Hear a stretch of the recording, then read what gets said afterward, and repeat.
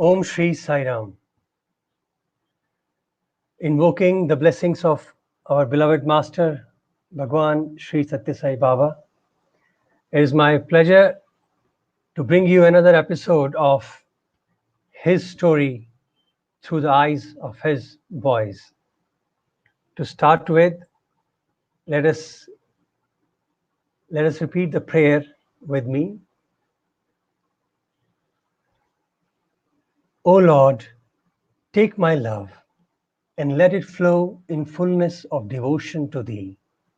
O Lord, take my hands and let them work incessantly for Thee. O Lord, take my soul and let it be merged in one with Thee. O Lord, take my mind and thoughts and let them be in tune with Thee. O Lord, take my everything and let me be an instrument to work for Thee.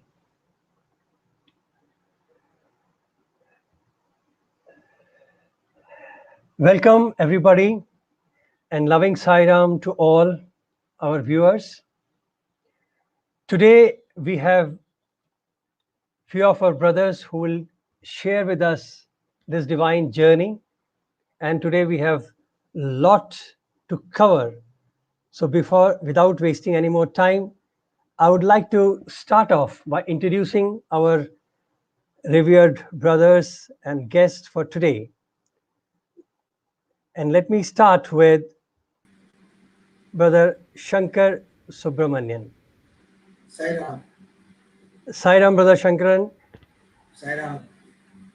Brother K. Shankar Subramanian, he's born into the Sai family. He was student from 1974. He came to do his bachelor's in sciences in Vrindavan and then went on to do his master's from Central College, Bangalore. And in those days, he was one of the few who had the privilege to stay in Vrindavan with Bhagwan and go and study in Bangalore. And then he came back to Puttaparthi and finished his PhD. He has a treasure of experiences and interactions to share with all of us. His journey of becoming a teacher, a sole head of department in mathematics. So, Dr. Shankar, we are very happy to have you. Welcome to the show, His Story Through the Eyes of His Students. So welcome, Sai Ram. Yeah, Sai Ram. May I request you to share something and say a few words to our listeners and tell us about yourself, your background, how you were introduced to Swami in your childhood. Yeah. Thank you, Abhi. Sai Ram to all listeners. Thanks everyone for this great opportunity of some time in the thoughts of our Bhagwan. Well, I was you can hold your mic. Very fortunate to have been born. Yeah. Very fortunate to have been born in the Sai family. Actually, my father was a very staunch devotee of Shirdi Baba right from his school days. He has had a wonderful miracle even during those days. Once he had typhoid fever, and one night he gets a dream that a saintly looking person, just like Shirdi Baba, coming at his doorstep, opening the door, coming inside, sitting near his bedside, giving him vibhuti and giving him consolation and going away. The very next morning, a similar looking person appears at the doorstep, enters the house, and he was shocked that all features matched the person he saw in the dream. He came and sat near his bed. He was sleeping on the veranda of the house. He came and gave him vibhuti and applied on his body and blessed him, told him nothing to worry, that he would be all right. And he walked away. And within 2 days, he recovered from the typhoid fever. all of you must remember, in the 1940s, there is no medicine for typhoid fever. So that was the situation. That's how he was blessed by Shri Baba. He did have an association with Ramana Maharshi also during his school days. That was his spiritual orientation. And later on, when he joined judiciary, when he became a district munsif, Swami gave him his very first powerful experience. He had taken up a case for hearing, and he couldn't complete that case, studying that case, and he could not arrive at a proper judgment.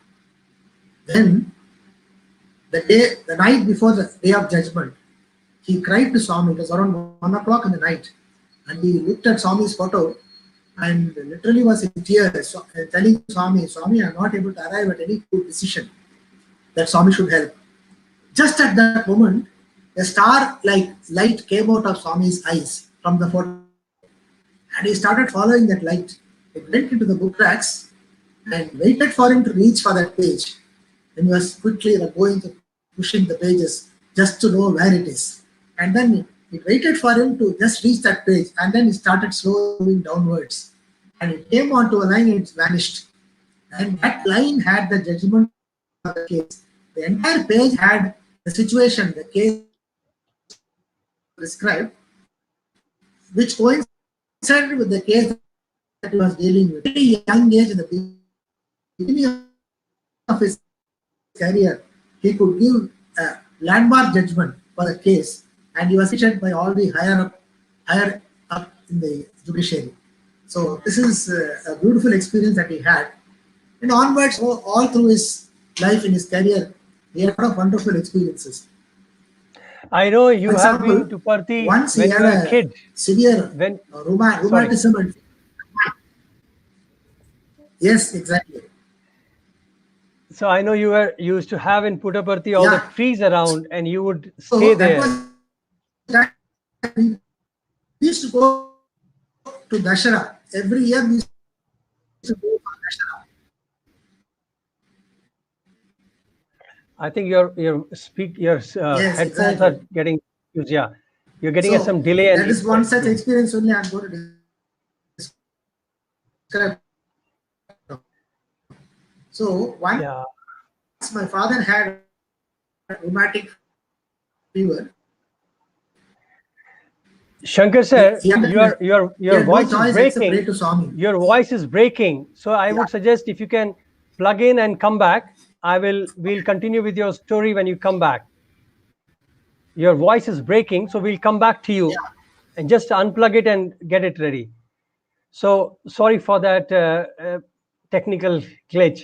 Let me take you further and bring you on another guest of ours, Mr. Tribhuvan Sachdev. Welcome, Brother Tribhuvan Sachdev. Sai Ram. Brother Tribhuvan has been with Bhagwan in the institution from 1979, where he came to do his graduation in commerce and did his master's and from Prashantinilayam, and then he was even teaching there for some time. He became the faculty there, and now presently he is a leading income tax lawyer in MP, Madhya Pradesh. He is very active with the Satya Sai organization, and he's visiting faculty for School of Economics and other local schools at Indore. And he's a member of Sri Satya Sai Trust in Madhya Pradesh. He's a secretary to the National Council of Satya Sai Schools in India. Well, he has got a long introduction, and he's a multifaceted personality, a very good sportsman, a wonderful public speaker, and a dramatics and interest in singing. So, Brother Tribhuvan, we are very happy to have you today with us. Sai Ram and welcome. Sai Ram, thank you so much. Let me ask you to please say a few words to everybody and introduce yourself. Okay, thank you. Offering my most prayerful salutations at the lotus feet of our Lord, Bhagwan Baba. My journey so far with Bhagwan, I cannot say it's been very spectacular in a dramatic sense of the word. But it was way back in 1971, 72, when I was a young lad of just about 11 years of age or so, 10 years or 11 years of age, that Swami was introduced to our family to my father and my mother. He read a book about Swami, which was given to him by his uncle, my father, that is, and he got interested in Swami. And to tell about us, we were a typical Punjabi family which believed in eating, drinking, and being merry always. And we were far away from spirituality or anything to do with Bhagwan. When Swami entered our lives, the first change, the dramatic change I noted in my parents were that they stopped going to the clubs, they became vegetarians. He was anyway a very light social drinker, but he kicked that habit too. And he became a role model for all of us. And I remember of one particular incident which my late mother used to relate to us, that one day when she was sleeping, she probably had a dream, or she probably saw Swami as a vision. She felt that Swami was there in front of her, and the upper part of Swami was shining with that glow, which normally you can attribute to all the great gods and everybody. And then she said that Swami asked her a question. And the question was, which Swami put to her was, "Are you happy in this home?" And she had no answer to say for that. And it was then that she decided that she must go down and pay a visit to Swami. My father, being a busy professional, which he was, he did not take her request very seriously. And one fine day, she gave an ultimatum to my dad. And she said, "If you don't take me to Puttaparthi, I am going to take all my children with me." We were three of us, my elder sister and a younger brother. And she said, "I'm going to go down myself." So that was probably the last straw on the camel's back. And my dad decided it was high time and that professional work could take a back seat. And those were the days when you did not have train connections, you did not have planes, you did not have any direct way of reaching to Puttaparthi. So we had an old ambassador car, and we took a driver, and mom and dad and three of us and my aunt and all of us fitted into that great ambassador family cars of ours. And we traveled all the way from Hyderabad to Puttaparthi by car. And it was on 30th December 1972 that we reached Puttaparthi. And after having reached Puttaparthi, we realized, and we were informed by Professor Kasturi there, that Swami has gone away to Bangalore. So if you want to have his darshans, you will have to go to Bangalore. So we spent that one day of 31st December in Puttaparthi attending bhajans, attending Suprabhatam and the sessions, and just getting a feel of the place. And at that time, it was in a very primitive stage. There were no Prashantis, as you see, West Prashanti 1, 2, 3, 4, 5, 6 and all. We didn't have any of those. In fact, South Prashanti was there, and that too was in a very primitive fashion, very small, hardly any. There was no East Prashanti then. And this is how. And on the 1st of January, 1973, we reached Bangalore, and probably it was a new year, and it was Swami's blessing that we laid our eyes on him, and we had the divine good fortune of having Swami's darshans on this 1st of January. And that very day, me and my brother, we both carried garlands in our hands, and we asked a volunteer if we could garland Swami. And no sooner did Swami come near us, both of us got up, and we wanted to garland Swami, and Swami very lovingly saw it, both of us. And I do not know till date how he realized.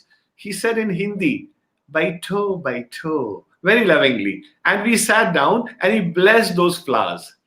And later on, one of the flowers, which was an artificial one, we came and laid it on our mandir, and it was there for years together because it was blessed by Bhagwan. So this was my first foray and first introduction with Bhagwan when we had his darshans in Vrindavan. Wonderful.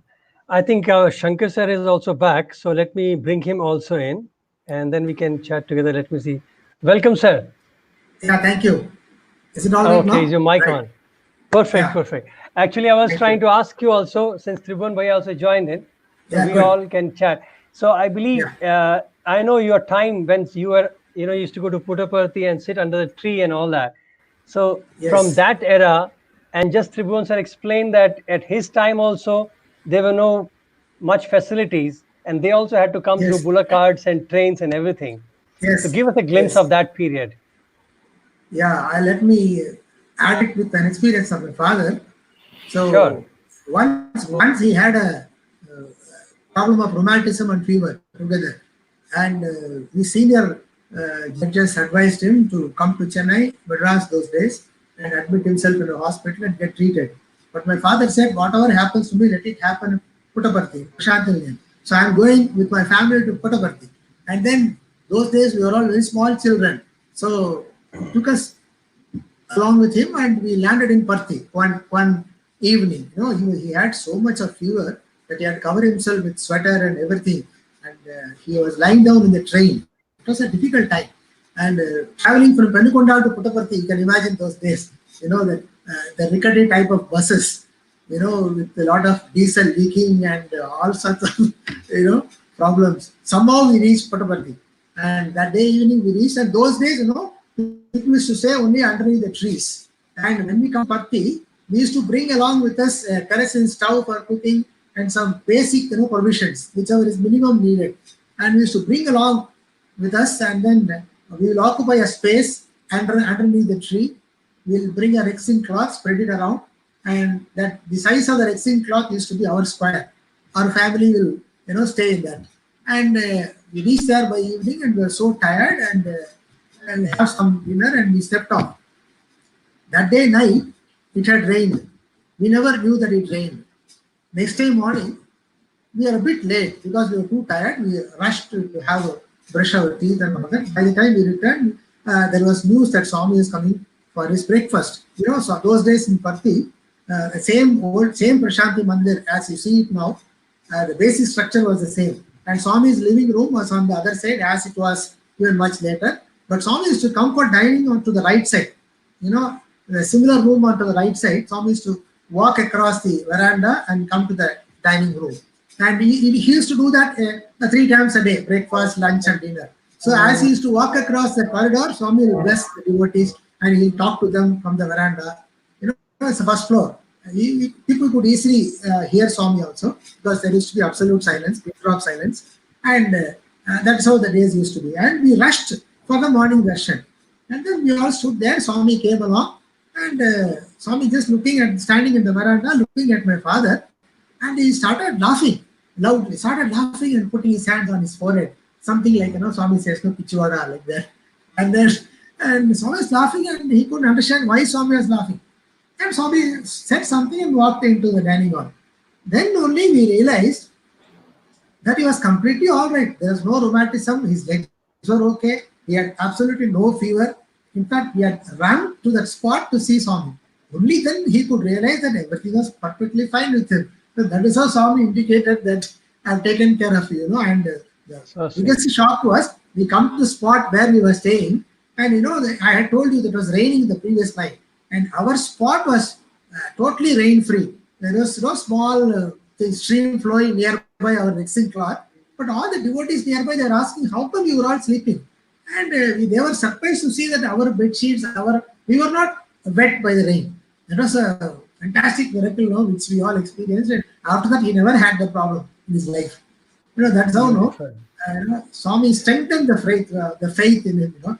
First, he only puts the seed of faith and lets it grow by the initial experiences, massive, powerful experiences he gives. When you're close to Bhagavan, a lot of things he gives you by default.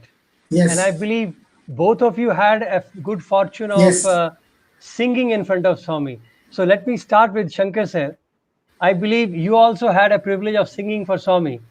Oh my God. And one of your favorite songs, I recall that you used to sing, Daya Sagara. So can we have the pleasure of hearing that and tell us something about it?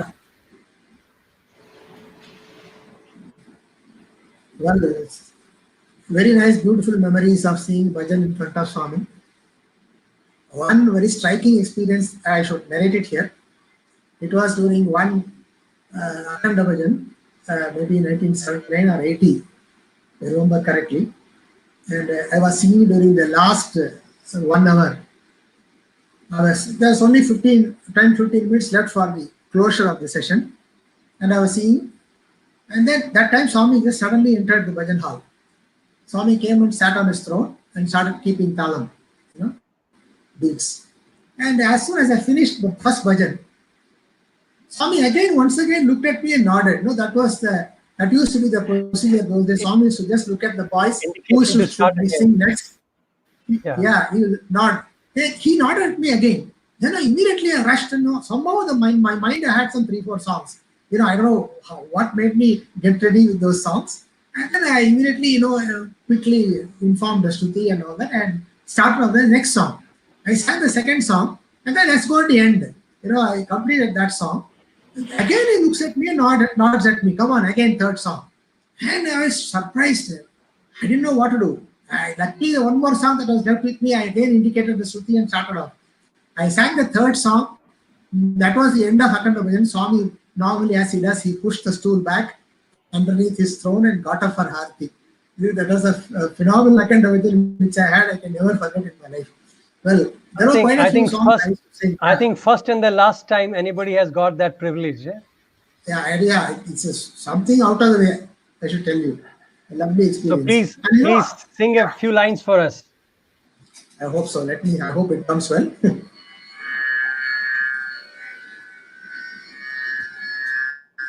Daya Sagara Karuna Kara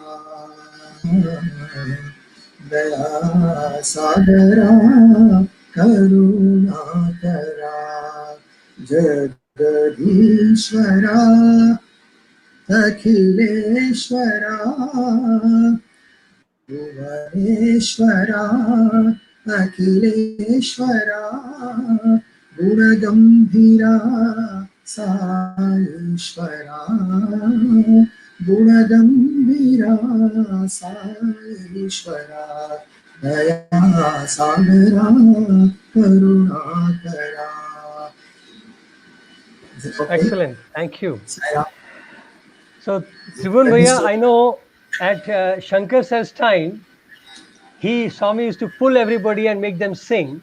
But by the time your era came, boys had to really struggle hard and get his approval. I believe nobody could sing unless and until they were vetted in Hostel and other places. So please give us some background about your time of music. Okay, before I come down to the bhajan singing bit, I'll just give you a little background about my joining in Puttaparthi. Sure. It so happened that it was my father and mother who were wanting that both us brothers should go and study in Swami's college. And to be very honest, I was just not keen to go and join Swami's college. I was the typical modern teenager, so-called modern teenager, who was interested only in jeans, jazz and junk. That was the total philosophy and aim of life. And at that stage, it was my father and mother who very softly directed me, helped me made up my mind, and they requested that if you don't like it, you can come back, but give yourself a try. So it was around that time that in 1979, I got a chance to seek admission in Vrindavan in Bangalore. And me and my brother, my mom and dad and everyone, we again drove down in our car to seek admission there. And prior to this, my mother used to write a letter every day to Swami. And every day she used to send one letter and she used to request Swami that Swami please grant admission to both my sons.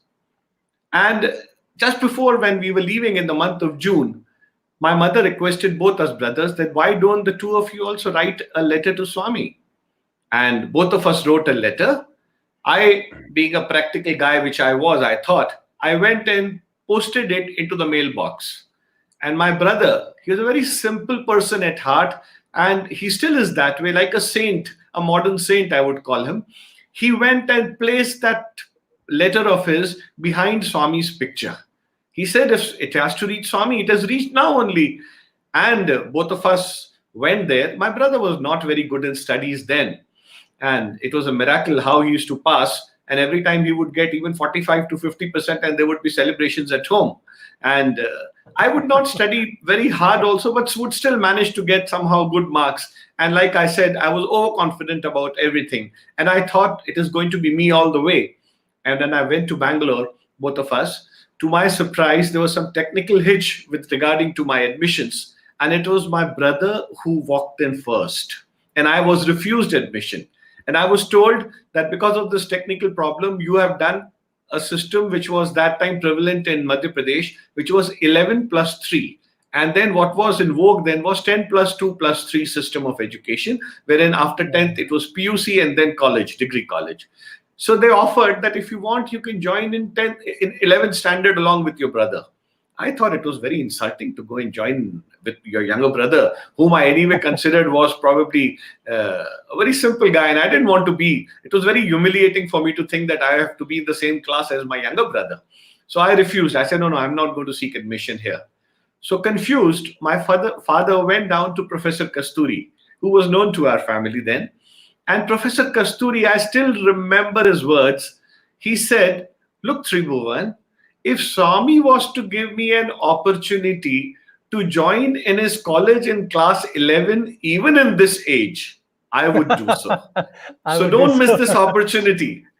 And I, at that moment, in my wisdom or lack of it, thought that this old person doesn't know what practicality is all about. If I go back 2 years behind my life, then I'm 2 years behind everything. Little did I understand that time that had I taken that option, I would have probably had 2 more years of golden time to be with Swami. But then it was not to be that way. And Professor Narendra there guided my father that why don't you go to Puttaparthi? A new college is going to start there somewhere in July or so. And it was yet June there. And if you try, probably your son could get in there because that is connected not to Bangalore University, but it is connected to Venkateshwara University. So taking a clue and guidance from Professor Narendra, we reached there. And once we reached there, we realized that admission was still a long way. And my parents stayed with me till Guru Purnima, and then they left me there. And that was the time I had time for introspection. And I looked at Bhagwan and I saw how he used to talk to the students sitting in the veranda. There were some old students from Vrindavan who had decided to join in the degree college first year. And Swami would be like a friend with them, and there would be a lot of laughter and mirth. You could hear a lot of jokes being cracked by Swami. And without, I don't know what came over me, I read a few books while I was there in Puttaparthi about Swami. And suddenly, before long, I realized I found myself running behind Swami's car, wanting that Swami should talk to me. And I would be the first one to go and sit and grab the first row, always for darshans. And invariably, Swami would come while giving darshans. He would either touch your cheek, bless you, give you Pad Namaskar, give you those beautiful glances of knowing it all. And that was a beautiful experience for you. The first time you felt probably that, yes, this is the place I have to be in. With great difficulty, ultimately, I did get admission with Swami's grace. And it is purely his grace which got me in, because those people like me who were always over-smart or overconfident about oneself, Swami always cuts down your ego and puts you to size and then gets you in. So I got in, and that was the time which was such a beautiful time we had with Swami. And I was a little bit of a singer. I was never such a very serious singer, if you could say that. But then I could sing a little bit. And that was a place where when we would sing morning and evening bhajans, your voice got trained a little bit. But those were the days when you just could not come and sit being a student and probably get permission and start singing straight into the bhajan hall in the mandir. In those days, in 1979, there were, I remember a Bengali gentleman by name Debu, who used to sit there, and Usha auntie was there, who would sit with a harmonium. And these were the only two singers. And once in a while, Mohan Rao Garu would come from Chennai, and he would chip in with his beautiful voice. And these three people would only sing. Now, when Swami would leave Puttaparthi, then we had an opportunity to sing bhajans within the hostel, when we shifted to the new hostel, that is. So that was the time I probably got an opportunity to sing. And it so happened that in December 1980, some of us got a chance to be in Vrindavan after birthday celebrations. And there I got an opportunity to sing before Swami in the bungalow. And after that, when Swami came back in the month of January again to Puttaparthi, and he came to the hostel in the month of March, I again sang in front of Swami. And to my surprise and my good fortune, the very next day, Swami came in the darshan line, and he told me, he used to call me Ramakrishna then, because of the play I had taken part in. And he said, "Tum acha gata, tum mandir mein ga sakta." That means Wow. it was a straight permission from Swami that yes, you sing well, you can sing in the mandir. And that was the journey of starting to sing in mandir, by which time there were already one or two very good singers. I remember the name Girish Atre used to sing there then very well. And He's he in had Bombay. started to sing, yes, in Pune.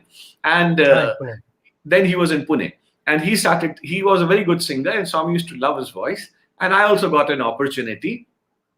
And the first song which I had an opportunity to sing before Bhagwan, I can hum a few lines. It was a small Namavali. Pleasure. Manwa bolo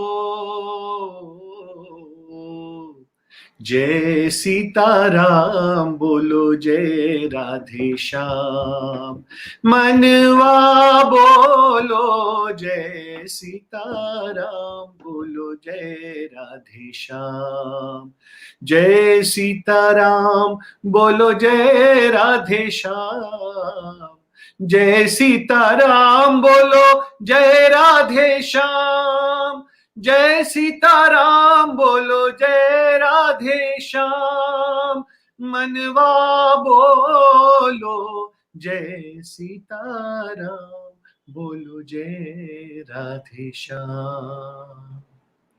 So this was the first song I sang before Simple Swami. And beautiful. Simple and beautiful it still song. seems like yesterday that Swami had walked up to me and asked me to sing.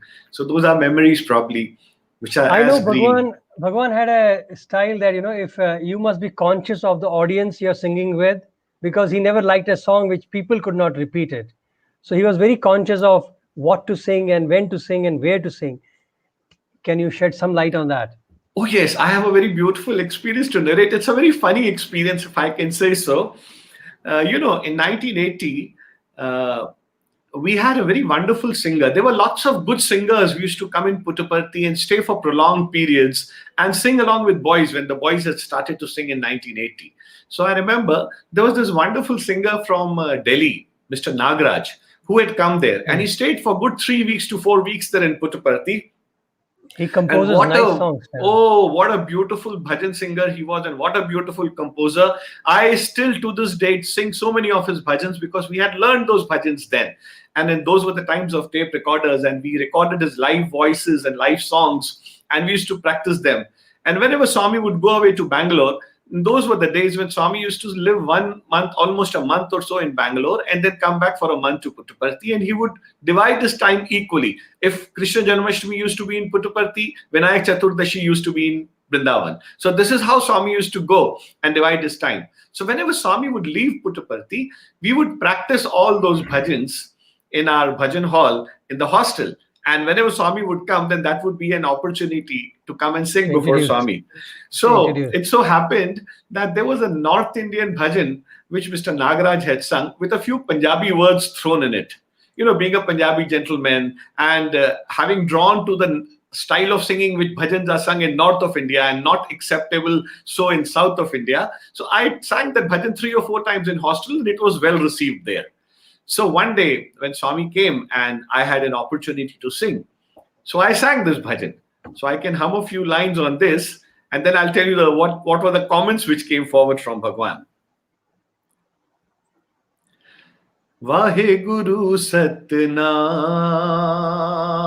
Sai Guru Satnam, Vaheguru Satnam, Govind Sai bolo re, Nanak Sai bolo re, Govind Sai, Nanak Sai, Satya Sai bolo re. Jaikara Govind Sai da, Jaikara Nanak Sai da, Jaikara Sai Baba da, Vaheguru Satnam. Now this is a beautiful short bhajan, small bhajan. It's quite popular in the north. Yeah, it's quite popular in the north. But being a North Indian then, I sang it off. And the best part of it was all the hostel boys who were sitting in the portico and behind me, they chanted the bhajan wholeheartedly. But The ladies' side, nobody could sing that song because it was never introduced in the bhajan. Outside devotees could not sing. So the next day, something very funny happened.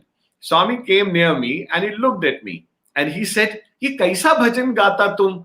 किसी को follow करना ही नहीं आता, ऐसा भजन गाओ जो सब follow कर सकता, ठीक है, सो दैट सबको फॉलो कर सकते हैं." Meaning, translation, he said, "What kind of a bhajan did you sing yesterday? Nobody could follow that bhajan.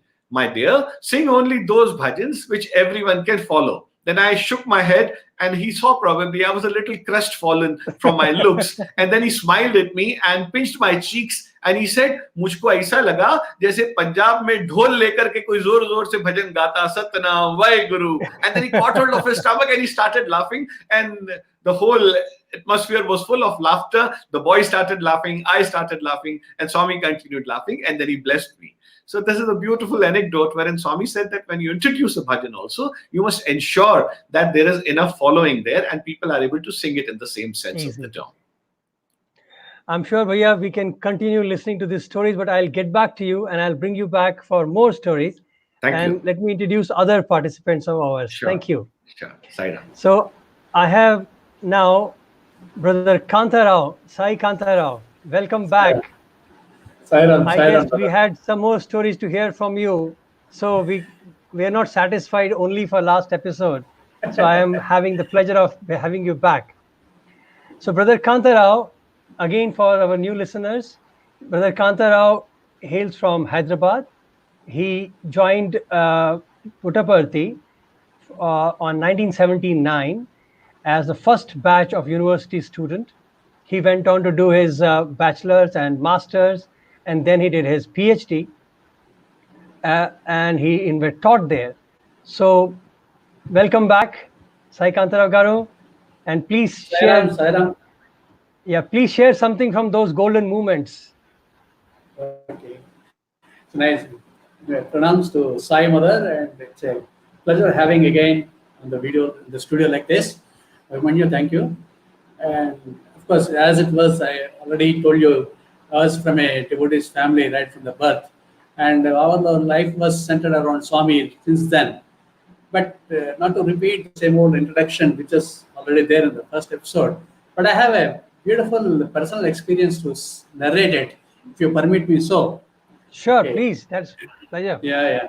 And after leaving Parthi in 1990, then I came out and I was in the world, working for a bread and butter and whatever it is, and I was working and I was,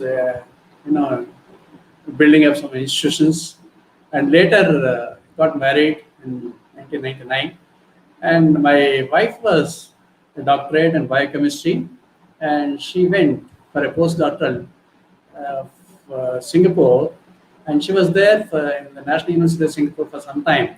So when she was there, I visited Singapore, and then when I visited, first thing what we do wherever we go, we look for Sai Center only, because Sai Center. We just look for Sai Center, nothing else we look for, because there we get our own people.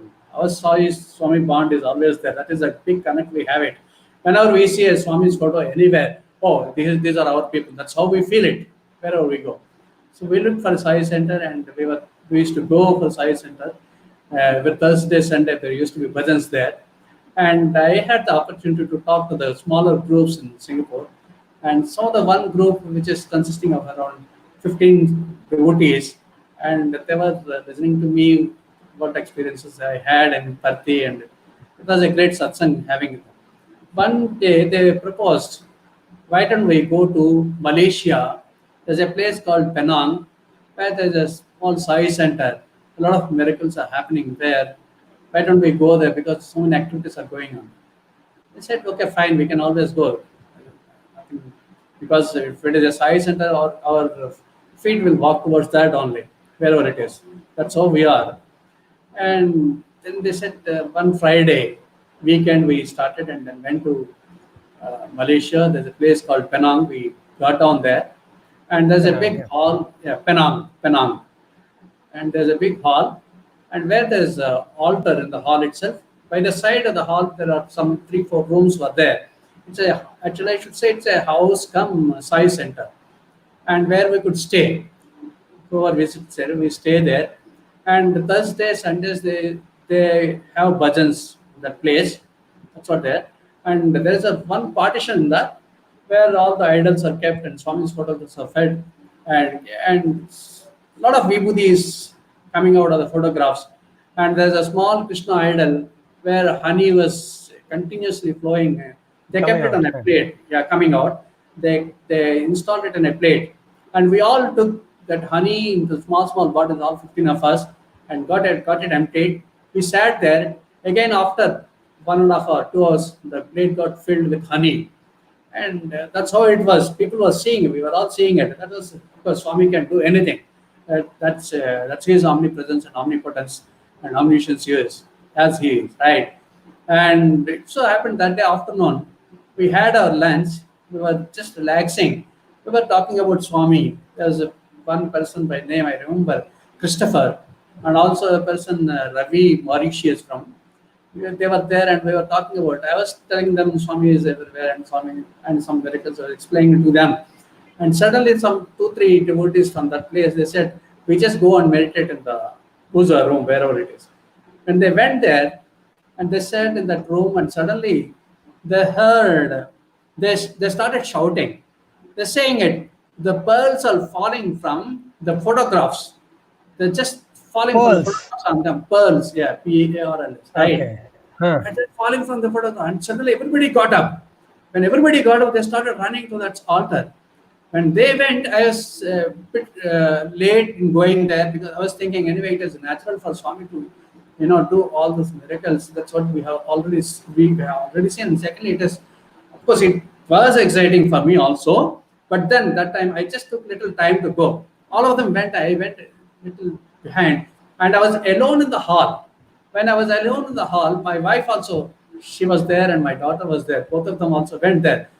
And when I was alone in the hall, you believe it, I'm telling you, lo and behold, I can never imagine how Swami shows his love and grace. From the ceiling, from the tube light, from the walls, from all the sides, the pearls started showering on me like this. It was amazing for me. I'm telling you, it's unbelievable to my eyes. And I said, here also pearls are falling. Then all of them, they came and saw, it's like a rain. And then we all collected it, and some of the pearls still at home. And just saying it, Swami is omnipresence is easily acknowledged. The last time I told you Swami manifested in my house, I was just thinking, wherever Swami, beautifully he recites a poem saying that Adavayandunna Akasamunanna, Pallayandunna Pattanunanna, Guttamayadunna Nattetayunna, Sai Madini Neppada Maravadanu.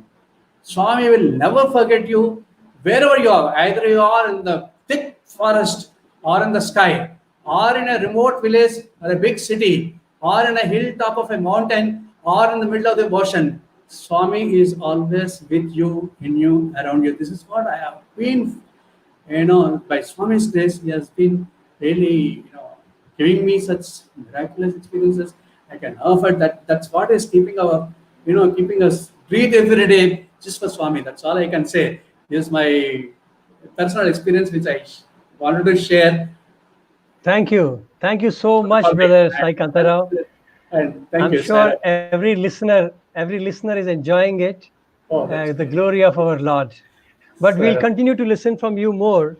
So Sure, let me sure. introduce our next brother also, brother Prabal Mall.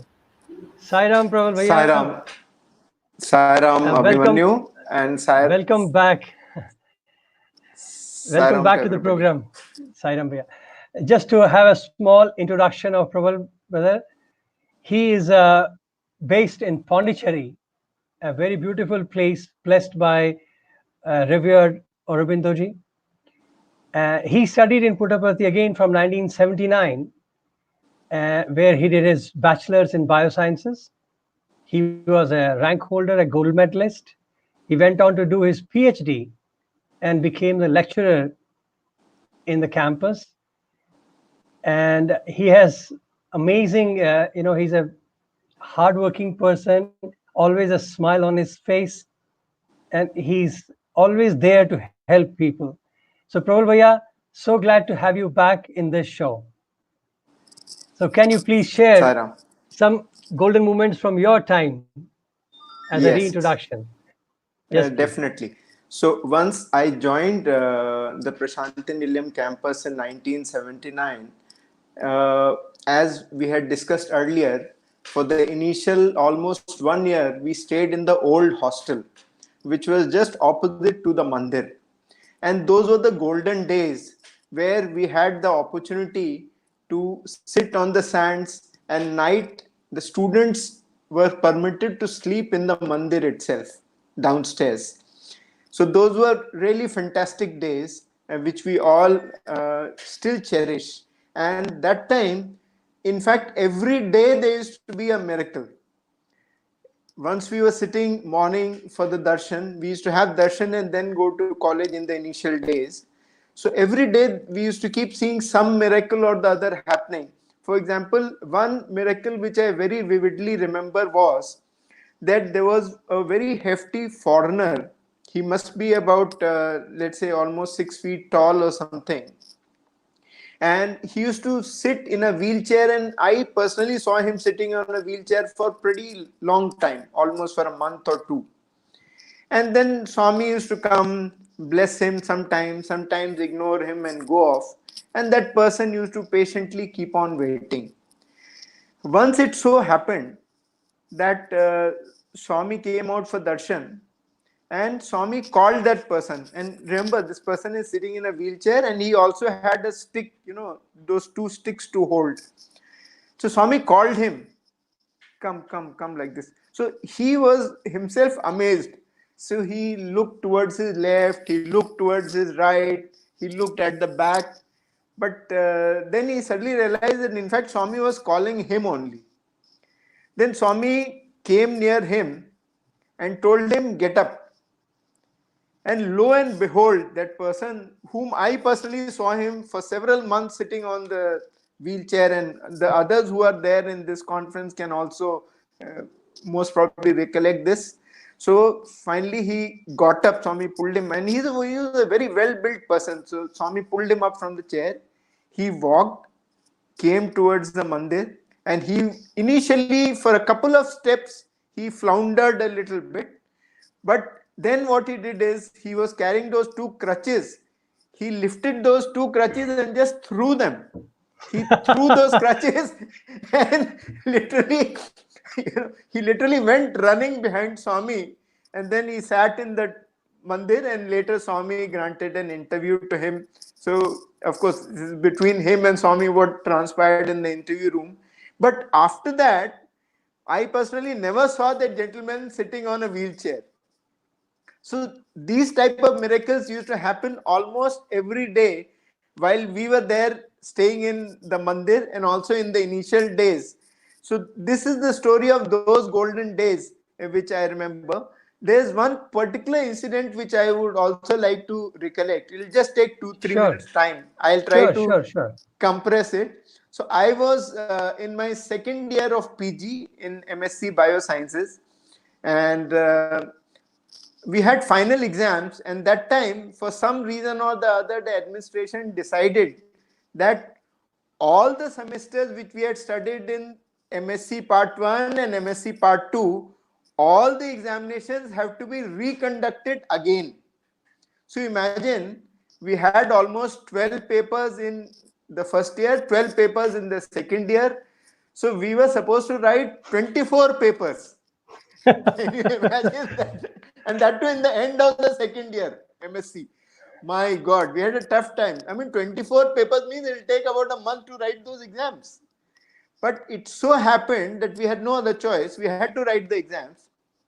So my routine was, I used to write one exam, come in the afternoon, just take a little bit of rest and start preparing for the next exam for the next day. And every day there used to be a paper. So it so happened that all the theory exams I completed. And once that last paper, the 24th paper was over, and I still remember that I hardly slept. I wouldn't have slept for the entire month. I wouldn't have slept at all.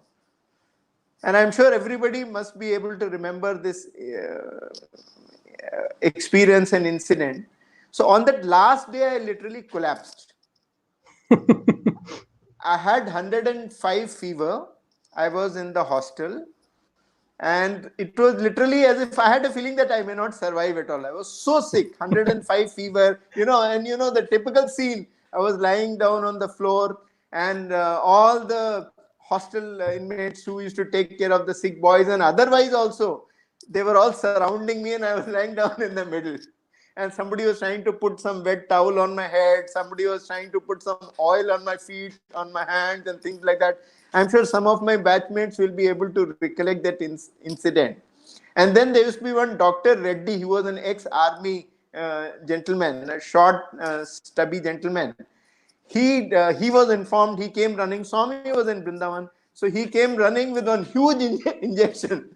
Okay, so usually glucose is given in a bottle, but my condition was such that he injected directly glucose in my veins. Okay, like this it happened, and many times I passed off. I mean, I thought that those dreams which you get or you hear about near death experiences, that there's sudden darkness and then you see your body from top and all that I Forced experienced. Turiya state. Yes, I really experienced all that. But only thing is, when I was in the darkness, I could see that there was one light which was telling me to hold on. And that I realized was Swami, who was telling me to hang on, everything will be fine. So like this, the entire night passed off. Sometimes I used to be unconscious, sometimes I used to be conscious. Finally, in the morning, I was able to regain consciousness. My temperature also became almost normal. And do remember that next day were practical exams. Okay, so after the theory exams, we had practical exams for all the papers, and just by Swami's grace, I was able to attend all the practical exams also. I was able to many times walk to the institute with the help of somebody, or sometimes a rickshaw was called. I was going in a rickshaw and attending the exams. That time, one external professor had come, there was one famous actress called Jamuna Devi. Her husband was a professor, and he was the external examiner. So when he saw my condition in the lab, he said, "Prabal, you shouldn't have come here at all. If you would have informed people, I would have come and conducted the exam in the hostel itself." So these were the type of experiences we used to have. But this one vivid experience I'll always remember, which actually shook me like anything. It was a near-death experience.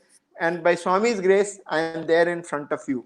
So it's all because of him that I'm here back as a living being.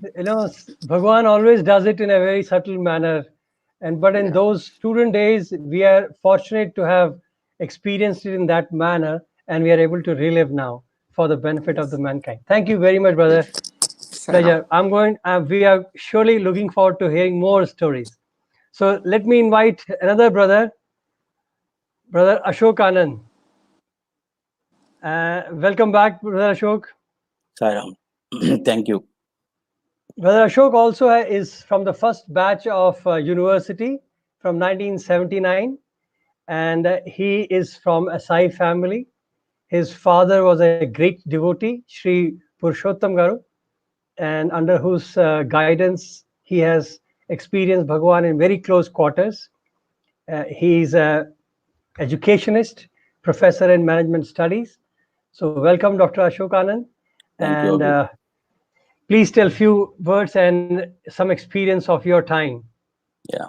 Pranams at the lotus feet of Bhagwan Sri Satya Sai Baba Swami. And thank you, Abhimanyu, for having me on this platform for the second time. So, right, as the introduction of how I came to Parthi and was already, we had it in the last episode.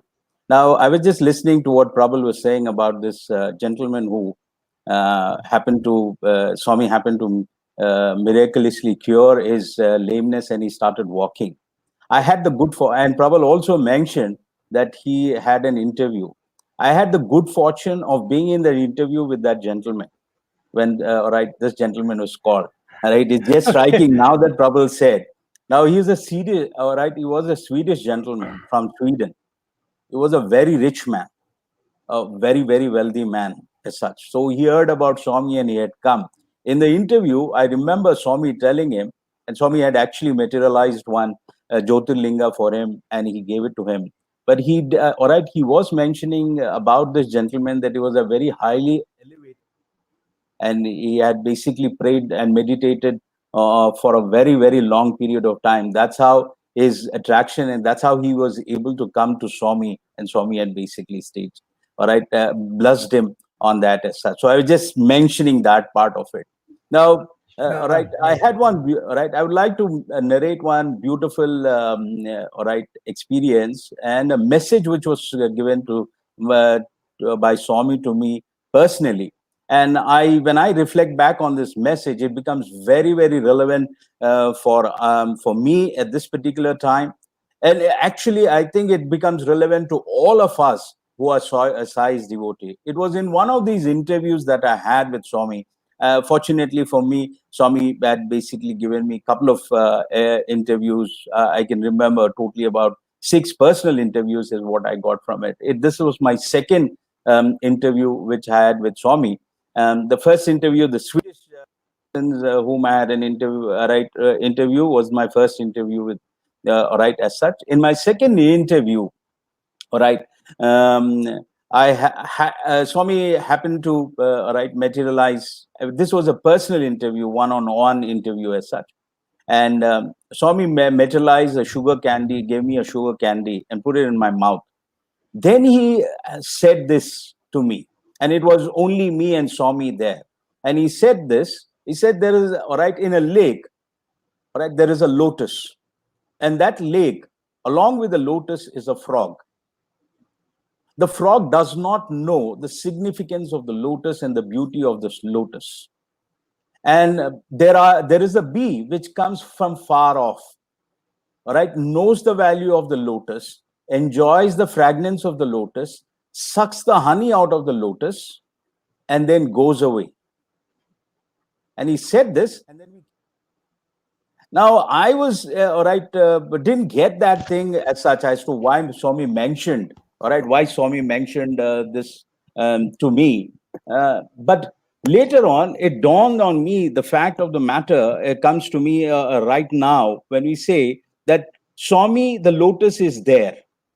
And now frog doesn't understand. When we are close to Swami, around Swami, we don't understand the value. I mean, like the frog doesn't understand the value of the lotus.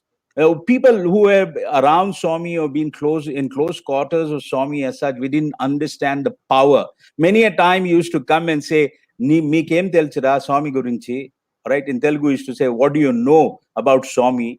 Right? You people don't even know what I am. So many a time he used to come and tell. Very often he used to tell that.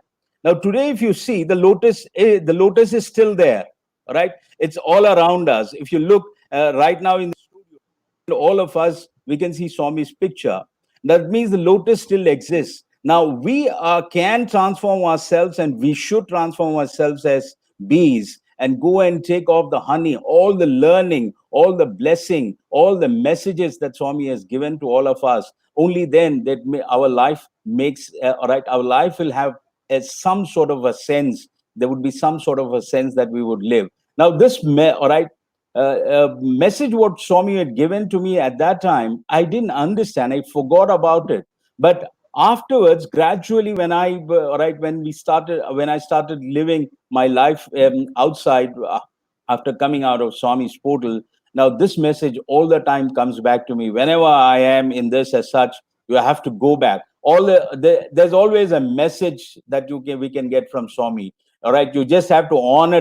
All right, somebody is in a problem, I do this. If I have some problem which is there, simply put on one discourse, and there comes a message giving a solution to it. Or take a book, take a page, and I get that message what solves the problem. So this incident, what I had personally with Swami, is a significant one, and it actually, I feel, it applies to all of us, all the devotees, that we are actually the blessed one, and the lotus still exists All we have to do is go smell the fragrance and take the honey out of it as such. Okay. And all right, I will short because I know that we have a lot of things to discuss. So I will To just cover today. Thank you so much for the continue. message. It's a beautiful message for everybody, listeners today. So I will continue this story and I'll bring back our brother Sankarsubramanian. And Shankar sir, because I wanted to take the story back from where we had left in the last period, but I wanted to take you because I believe you had wonderful time with Bhagwan and Yeah. you were the privileged lot to even participate in many activities with Swami, and we Yes. will discuss those. But right now, I wanted to bring it your Kashmir trip with Bhagwan. Okay. That was a wonderful time when only 18 of you were chosen to go. So if you could take us through Yes. that journey. But let me show you a picture, which was basically your class, the first batch of your class, right? Yeah, 1974 batch. You can All tell about those this students, photograph. yeah, yeah, these are all the students who joined in the year 1974 along with me. So it contains both the intermediate students as well as the degree students, first year degree students. So those So were the this was a lot who complete complete batch, batch. degree as well as Yeah, intermediate. yeah, yeah, yeah, yeah. And few more seniors are there in this. Apart from that, the rest is all that batch first 1974 batch students.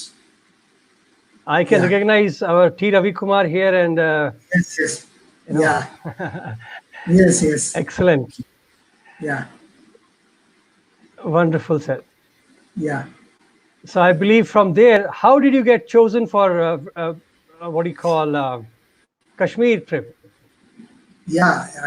It's a, in 1979, we were all selected as lecturers, around 10 of us uh, selected as lecturers, some of them in Brindavan campus, and the rest of us around 6 or 7 of us in Parthi campus.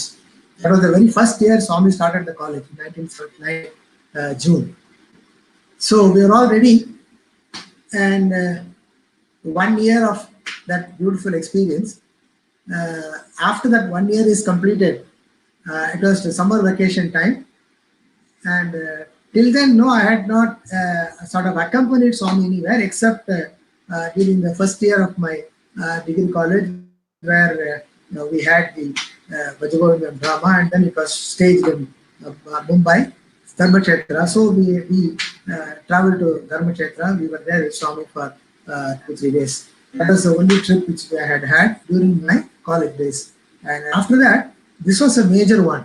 And a year before that, 1 or 2 years before itself, Swami started speaking in Vrindavan, started telling students, whoever is going to get first rank in the university, I'm going to take them along with me to Kashmir. See, this was the, There was a bonus, huh? push. There was a Yeah, bonus it is a prize. bonus. Yeah, that was the thing Swami started telling everybody. And so much of talk around in the hostel. If you get a first rank, Swami will select you to Kashmir and all that. So we completed our post graduation. Swami immediately got us absorbed in Prashantanilayam, and we were there. We taught there for 1 year, and it was again summer vacation time. And one fine hot afternoon, how it all happens. It's always a beautiful experience. All those who have got similar experiences will know what it is like. So our hostel warden, Mr. Nityanand Menon at the time. So one day he called me in the afternoon from my room, said, Shankar, please come. And he took me outside the hostel. We walked for a short distance towards Mandir. And I was asking, why are you bringing me out? He said, see, look here. Swami has asked me to inform you that you are accompanying Swami to Kashmir, Srinagar.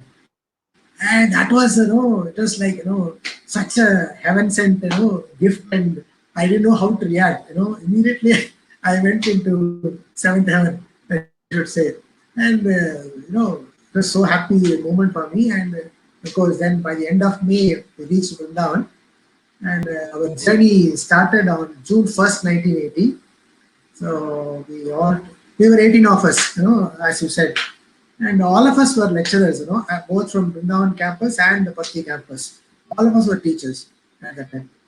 So and then You some more can other you guests can were name some. You can name them if you feel like that. So there. Yeah, you people can get see to this know. photograph.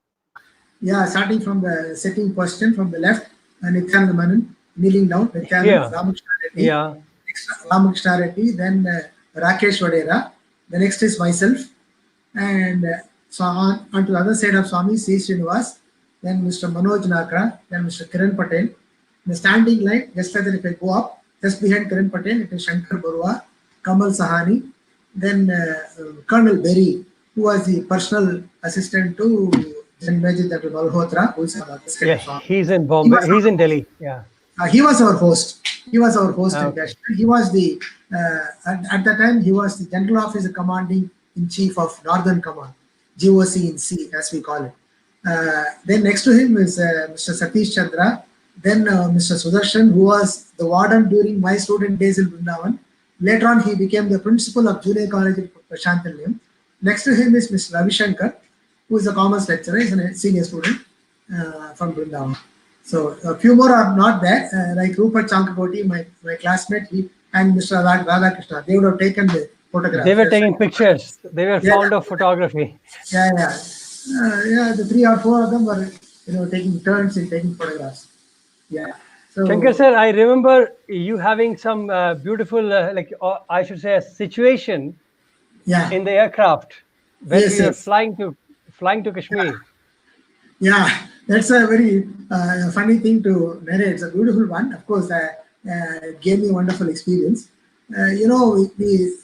We flew from Bangalore to Delhi via Hyderabad. So we alighted in Hyderabad. They had arranged a sort of a meeting uh, in a place, a location very near to the airport. So Swami got down to go for giving darshan. Even we were also asked to alight, and we also followed Swami in the cars. And big, pandal arranged, and lots of devotees were there, and bhajans were going on. And Swami gave them darshan, everything. Swami satisfied all the devotees. Then he came inside, and they had arranged lunch for us. For the first time going along with Swami, part of the troop, and the kind of the food that you get with Swami is something unthinkable. I mean, even in the heavens, you will never see such a variety and such quality food. Just like having people say, having not seen an elephant, how you start feeling it. Similarly, we saw the good food being served without, as we say, without any injustice. We just ate off all that was served to us, and the stomach was full.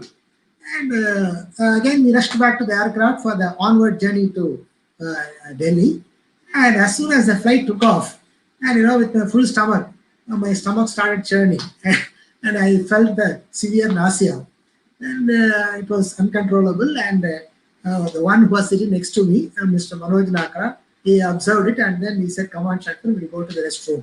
And we both got up and took me along the aisle. Swami was standing to my left, so Swami was watching all this.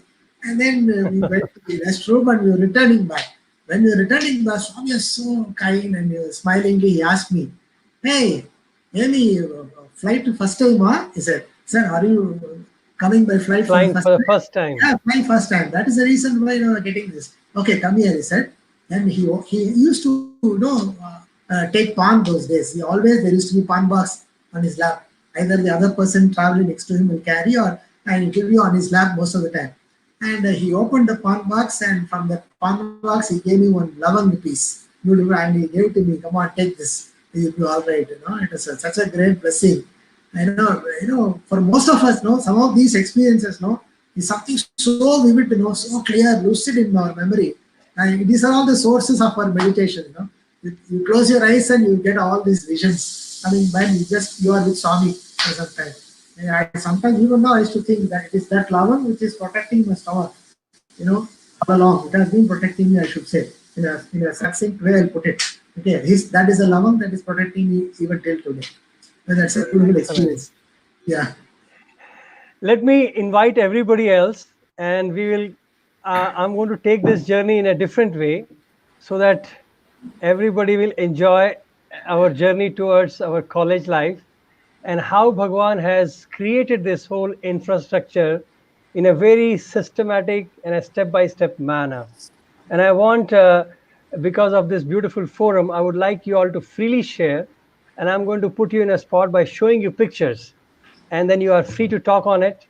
And that way, I want to sketch a picture as to how things have developed in Puttaparthi and how Bhagwan has painstakingly taken this task, and built each one, and that too creating an environment which is conducive for a growth of a child.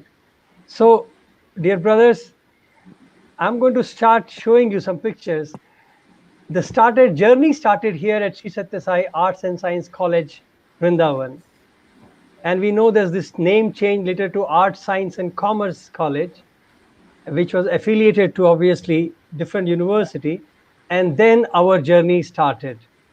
And that is where our college started. Yeah. So this was a picture of Bhagwan coming for inauguration of the college. Any thoughts? Were you there? Yes. So all of us were if you- there because we were Yeah, in the if you first have- batch there. Yes. I have never seen Sai Gita being decked up in this manner so much before, Yeah.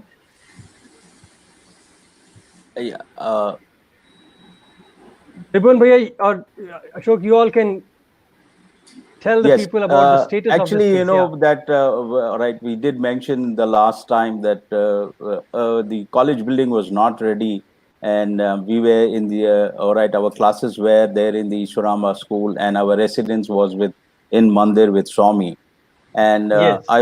we also mentioned that Swami had this master plan where he wanted to use these new buildings for the World Conference, and we moved in only after the World Conference. This picture of the Swami's inauguration, until then the classes were still, we only used to have prayers here, and then we used to go to Ishwaramba school. Now, after the World Conference was over, and then the buildings were obviously ready because for us to move in. That's when we moved in, and you see that there was no landscaping and all, and the landscaping of the beautification of the college came up, and this is how the whole view, greenery came up subsequently after the building was completed, all the infrastructure was completed. I think this gives a better view of the times. Yeah.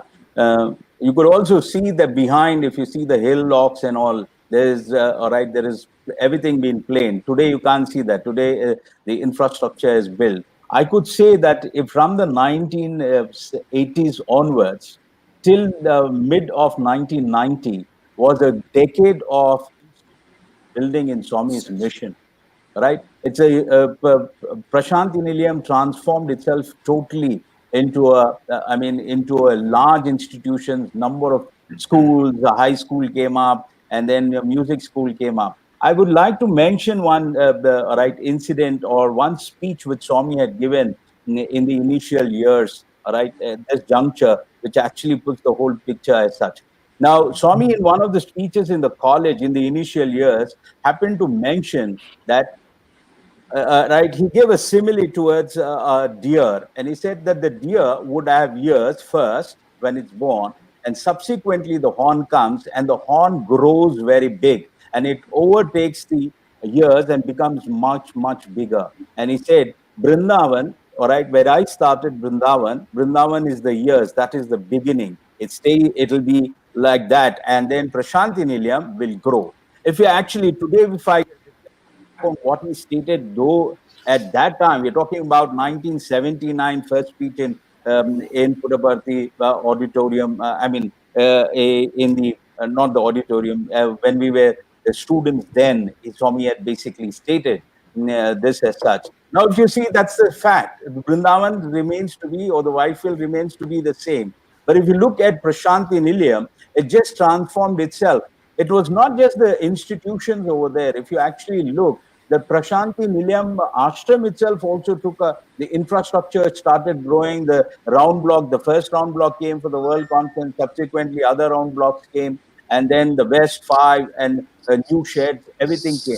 So, including the last one, I would say it was the medical institution. Though I say in Swami's mission, it was a decade of institution building, and subsequently it was stabilization. Swami never built any more institution. He stabilized all the institutions, and those institutions become perpetual even today, and will continue to be perpetual as such. So that's how it was, was the Swami's, if the Swami statement, what he made in the speech, holds good, even today. And we can see that when Swami makes a statement, right, that time we will not understand, but subsequently we will understand what he said, because the vision is so very clear at that time only. Right. All right. This Excellent. picture is the first batch, picture of all of us in the mandir when we were staying. And this is picture taken by Prabal. You will not find Prabal here. And Prabal had given instruction that all of us should wear dhoti. If you see, everyone is wearing dhoti and white shirt. And then we Oh, came this is and a took this dhoti. picture. I was wondering. Yeah. Everyone Okay. is wearing a dhoti. It's mandatory that you wear a dhoti and then you have a white shirt. If you don't have this, you don't come for the picture. That's why you'll never see anything else in this picture as such. Okay, so that's where from there we moved on to the new hostel subsequently, and this is the time of the old mandir time, and that's how the institutions I came up. want to ask you here, since you mentioned, because some people, audience, have also raised this question to me, that when did white dress became a norm? So I Right. believe people have seen pictures with boys wearing color dresses, and then, so if anybody can highlight that and answer them, that will be great. Yeah. I So have an anecdote for this, though it's coming a little earlier, right? Though in the later part, we'll come to the Ramakrishna drama. So since you raised this question and everybody is anxious about this, I remember this was also a point which was raised in the earlier episode. Now, so there used to be rehearsals in the Purnachandar auditorium, and every day in the evening, and do the rehearsal. I'm not getting into the rehearsal part because, we will have a long discussion and there are a number of anecdotes we'll share. I'm just sticking to the anecdote relating to the dress. Swami one day in the evening walked up and I was wearing jeans. And I used to wear jeans because I didn't have any clothes. Coming from Hyderabad, I mentioned I was wearing jeans and I was wearing a t-shirt. Swami straight came up to me and caught my paunch. I have a small paunch then also. He caught my paunch and he said, right, Em Raidi, cowboy dress eskunnavo. Cowboy dress. He said, what is this? Right? You're wearing a cowboy dress. And then he smiled and then he went off into the green room as such. I think Tribhuvan was a witness to this. Yes. And that shook us up. And we all, from that time, the message Swami gives is never harsh.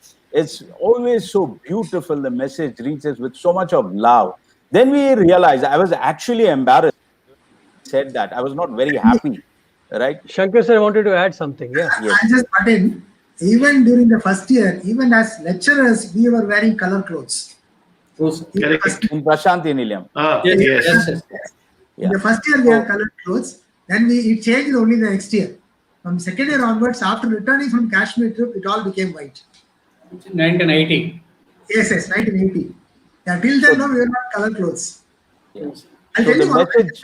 one more thing. Yeah. Actually, I feel, Swami has the style. He will convey what he wants, but he Yes. will not force it till Not it only that, becomes your internal transformation. Swami But has in our time, it was No. fixed, right? Huh? But Swami has time for every transformation, every bit of change. Swami has fixed it over time. And also, let me tell you, I should add to what Ashok had said. When Swami started the college, and then all the other infrastructure came up. Swami it used to be Swami's own nature that whenever Swami starts something new, he'll always be thinking 24 hours about it, and he will let us know that he is all about it through and through. And those days, when the college was in Ishram High School, the very first year was in Ishram High School, Swami used to finish bhajans at 9:30 in the mandir, and he used to come off in the car to the college. He never used to bother about the school. Straight away, climb up, come to the first floor. First floor, Ishram High School, we had the college. On one side, it was junior college, and the other side, it was degree college. That was anytime. Swami always, you can expect Swami either in the first hour or the second hour of the day. So if we have class during those hours, we always used to feel nervous. And I did have a very, very humorous, beautiful experience one of those days. Shall I say it here? Just Please. 2 minutes. I just mentioned a beautiful experience. It's a very funny experience, I tell you. Kantharao will appreciate it because I think probably we knew it at that time. And you see, what happened, the procedure used to be, whenever a teacher is on leave, is not well, then some other teacher who is free is asked to go and handle that period. Okay. And those days, intermediate, no, we had both English medium as well as Tamil medium. And it so happened that one teacher for the biology section of Telugu medium was on leave. And that time, for junior college, our Sudarshan was the principal. So Sudarshan said, come on, Shankar, you go and just manage. Just one period, just go and handle that class. Just imagine, my subject is mathematics. I have nothing to do with that biology, physics, chemistry, by PC section. Okay. Secondly, it was a Telugu medium. Okay. I can only speak a little bit of Telugu with whatever I have learned with the 5 years of stay with Swami in Vrindavan. Okay, then he said, anyhow, you would have to teach anything, just talk to them about Swami and discipline and things like that. So I just went in. It happened to be first hour of the day. Right. And I was in the classroom, biology, Telugu medium. Just imagine the situation.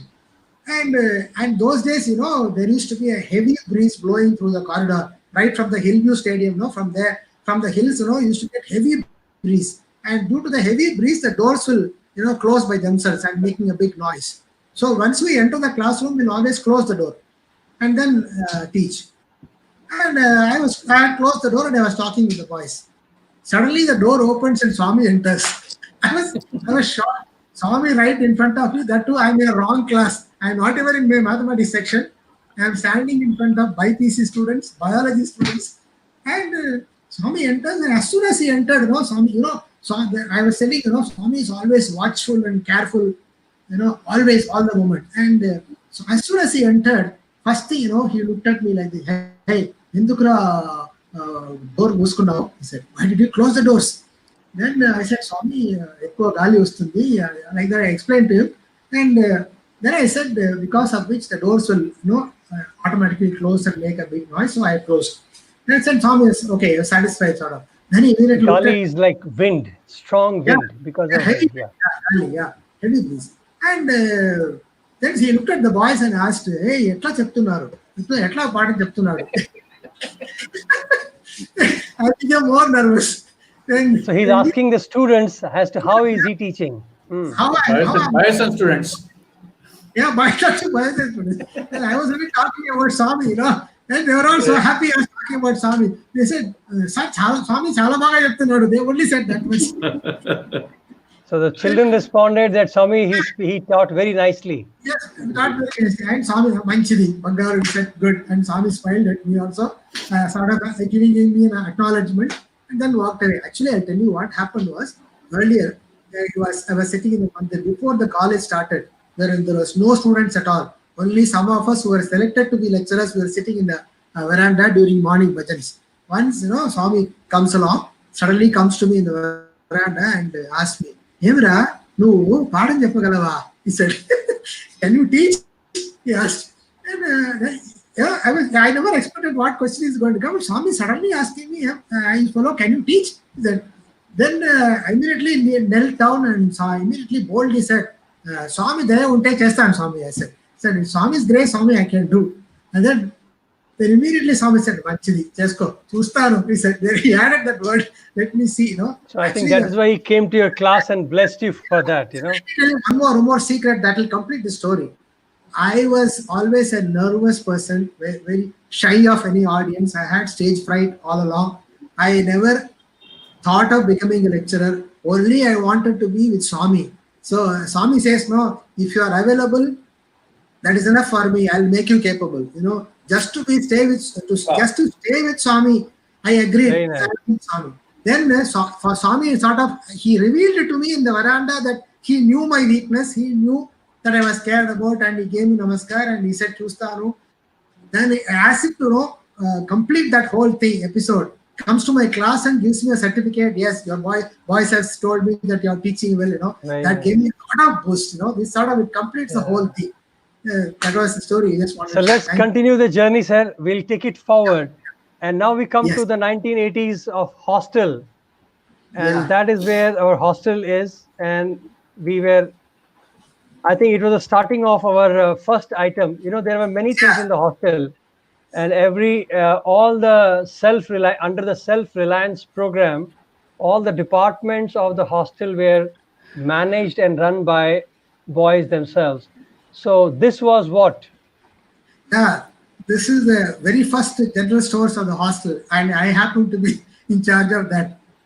When we moved into the hostel, this was in the room number B10. You know, as soon as you climb the staircase, right opposite to the staircase next to the entrance of the hostel. Now, later on, it changed to room where Swami's things used to be kept, Swami's chair and Did Swami's you all plate. ever feel that, you know, the God of Gods, who has got an Yes, organization to run, who is so busy, but still yes. has a time to come and inaugurate your general store in the hostel? Did that ever strike any one of us? Not just Any general stores. Yeah, please share. Anybody else wants? Yes, anyone?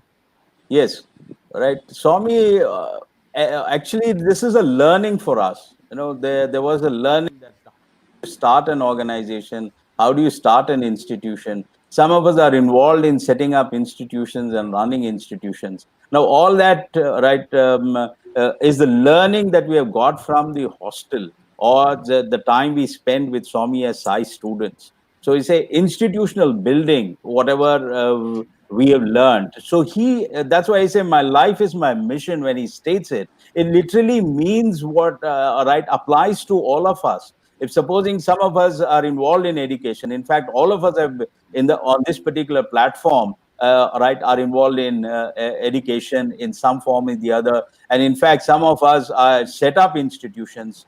All right, Kantharao is set up an institution. Tribhuvan is also involved in setting up and running an institution. I was also blessed to start an institution. Shankar sir is a professor, and Prabal is also being a professor and is involved in learning. Now, if you see, it's primarily the seeds which were laid, and how will we learn unless it is taught? And this is how Swami always found time to teach us by doing, and only then we learn. It was he used to do, and then we used to learn, in the sense that it all got registered, and this is how institutions have to be built. So every small, minute detail, yes, he was there, and he showed us how we have to go about doing it. So what is this picture now? Let me take you further. This was the hostel inauguration on the 25th of December 1980. It was decided that the hostel building be inaugurated after the World Conference, which was November 1980. Also, the 55th birthday of Swami. And after that, in December, we all shifted here in this building. And Swami was kind enough to permit us boys in the first batch to stage a bhangra. And this was the first time ever in the history of Puttaparthi that this boisterous North Indian Punjabi dance of bhangra was staged. And what was the best part of it was that we had people participating in this bhangra who were there from Delhi, who were there from Kerala, who were there from Gujarat, who were there from Andhra Pradesh, who were there from various states of India. And they all came together, and some of us had the privilege to practice it together, learn together. And all of us, in fact, one or two boys were also from Sri Lanka and other places who staged in this bhangra. We practiced day and night. Swami would come and see the practice of dance, how we were doing, and he blessed all of us. And on the penultimate day, we all staged a beautiful bhangra in front of Swami. And Swami loved this dance so much that in the coming years, he ensured that he invited a bhangra teacher and made sure that whenever the professions, all the processions would be carried out during birthday or Dasara time, the bhangra team would be right in the front, dancing and doing their boisterous steps and involving everybody and making full of energy. After you left, I joined the bhangra. Yeah, yes, that's right. I just like to add here, right? That was the first bhangra, and we had no teacher, and our master for bhangra was Tribhuvan himself. We didn't have a song also, And the music was live music. We didn't have any music group. Music students gave this music as such. And I would actually request Tribhuvan to sing a few songs, a few lines of that of the Bhangra dance, because it has nothing to do with of a particular theme. I think a few one sentence, Tribhuvan, you can share that. Okay. This Bhangra, basically, I had once done Bhangra in our annual day in our schools, and I remembered a few steps, and we learned a few, and everybody was so supportive, and everybody was so keen to impress Bhagwan with whatever little talent we had, and we did not have live music then, and we didn't know what to say. So I remembered that one song which was there from a movie. I can hum it as Ashok has requested. ये देश है वीर जवानों का, अलबेलों का, मस्तानों का, इस देश का यारो है, इस देश का यारो क्या कहना, ये देश है दुनिया का गहना. And on this song, we all did that boisterous dance of Bhangra, and Swami was so happy with this dance. He blessed all of us. And if you can see, we did a little bit of mixing and matching in this Bhangra. You can see, if you can go back to the pictures, you will see there's a lot of fire and everything which was enacted. And it came as a last minute idea to us that if we can act something more. So Ashok was given the charge of holding these two fire sticks in his hand, and he did a daredevil. Yes, it was Ashok Anand. You can see him here holding those two fire sticks, and he did a very daredevil act. What he did was he filled up his mouth with kerosene, and he brought the two sticks together, and he flew the kerosene, and the balls of fire went. And with that, we could hear all the foreigners and devotees wondering, my goodness, these children are doing such a daredevil act. And I think it was, and between you and me, if I can be honest, we did not even tell this to our teachers and the warden also, who were pretty upset with us that we had kept them in this dark. But all we wanted to do was make Swami happy, do something which Swami will probably feel nobody else has done. And this was one part which I think Swami appreciated it also, and he approved of it later. Excellent. Yeah. And this was your... Yeah. Since this was a Christmas day, after the Bhangra, we sang carols also. And this is a scene, you can see a manger was prepared there. And some of our boys who were made to become Joseph and Mary, Mother Mary, and a small little baby was placed in the cradle. And we all sang those beautiful carols which we had sung. If I can just mention here, during Christmas times, those were the days when chartered flights used to come in during Christmas. People from Europe, people from America, in huge numbers used to come. And around Christmas time, Puttaparthi used to look a little bit like a small Bethlehem. We could see more foreigners than Indians. And some such occasion when Swami was agreeing to come on a Christmas Day evening in our hostel, he had invited all the foreigners who were there. And probably Swami only guided us to sing those beautiful carols which the foreigners used to sing with candles in their hands. Silent night, holy night. All is calm, all is quiet. So these were a few such beautiful, momentous occasions. Beautiful. If any of my brothers would like to chip in something here. Yeah, this is one occasion, I could say this thing. This was the only occasion where Swami allowed ladies inside the boys' hostel. Correct. For the inauguration. Yes. For the inauguration. Yes. And, yes. Right, I don't think. And there was one more incident where there was a lady. This was during the UGC committee which had come for inspection. And there was this one of the inspectors. One of the the delegate or the inspecting team was a lady. I don't think anytime else there was any lady visiting the hostel. She was the chairperson of UGC, Madhuri Ben Shah, a humble devotee of Swami. Yeah. And this Madhuri Ben Shah was, Swami loved her a lot, and she had such great amount of devotion for Swami. And I think Swami had made her an instrument to ensure that the university comes in such a short while, within just 2 years of starting of the college. 2 years of starting, yes. There was then they were allowed. I don't think any time else any lady visited as far as my knowledge goes. Right? Correct. Yeah. So there were some first, Yeah. Okay, this one is your Surdas. Yes. This is again my picture here as Surdas. There is a beautiful story behind this play. it was the third Dasara we were facing in the hostel. First one was there in Prashanti Nilayam when we were staying. Second one, there was no Dasara celebrated in Puttaparthi because of the ensuing World Conference, and there was a lot of construction and building going on. And in the second Dasara time, Swami had chosen to be in Vrindavan.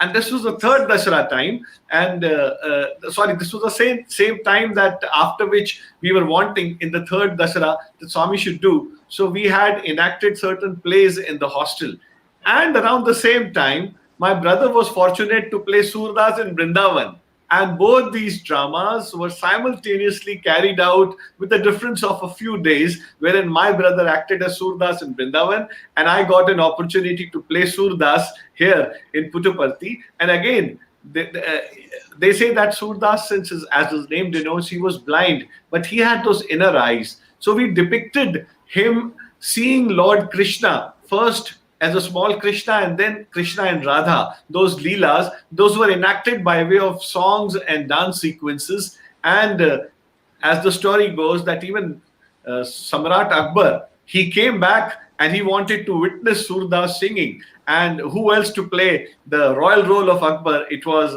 Ashok Anand who was chosen again. So if you can go down to the group pictures, you can see all of them. In fact, the directors of our play, Mr. Anup Jalani is there. This is Samrat Akbar, who came there as to witness the singing of Surdas, the bhakti of Surdas. And we had also had a group picture in which you can see all the persons who had participated in this. And you can see that there is Lord Krishna in two ways. Kush Patel played the younger Krishna and Sundar Iyer played the senior Krishna, and Rajesh Balachandran was the Radha. And we have Ramnathan Swami, we have Jagdish Rajan, we have Sharad Antani, and we have Samir Manel, we have Vivek Kaushal, and we have Mithilesh Patel. And in the standing part, we have on the right side our director of our play, Mr. Anup Jalani, our warden, Mr. Nityanand Menon, and our brother Yogi Nandakumar, who was instrumental in creating all the sets. And this is a small team which used to carry out plays on a regular basis to keep the students engaged and busy in the hostel environment.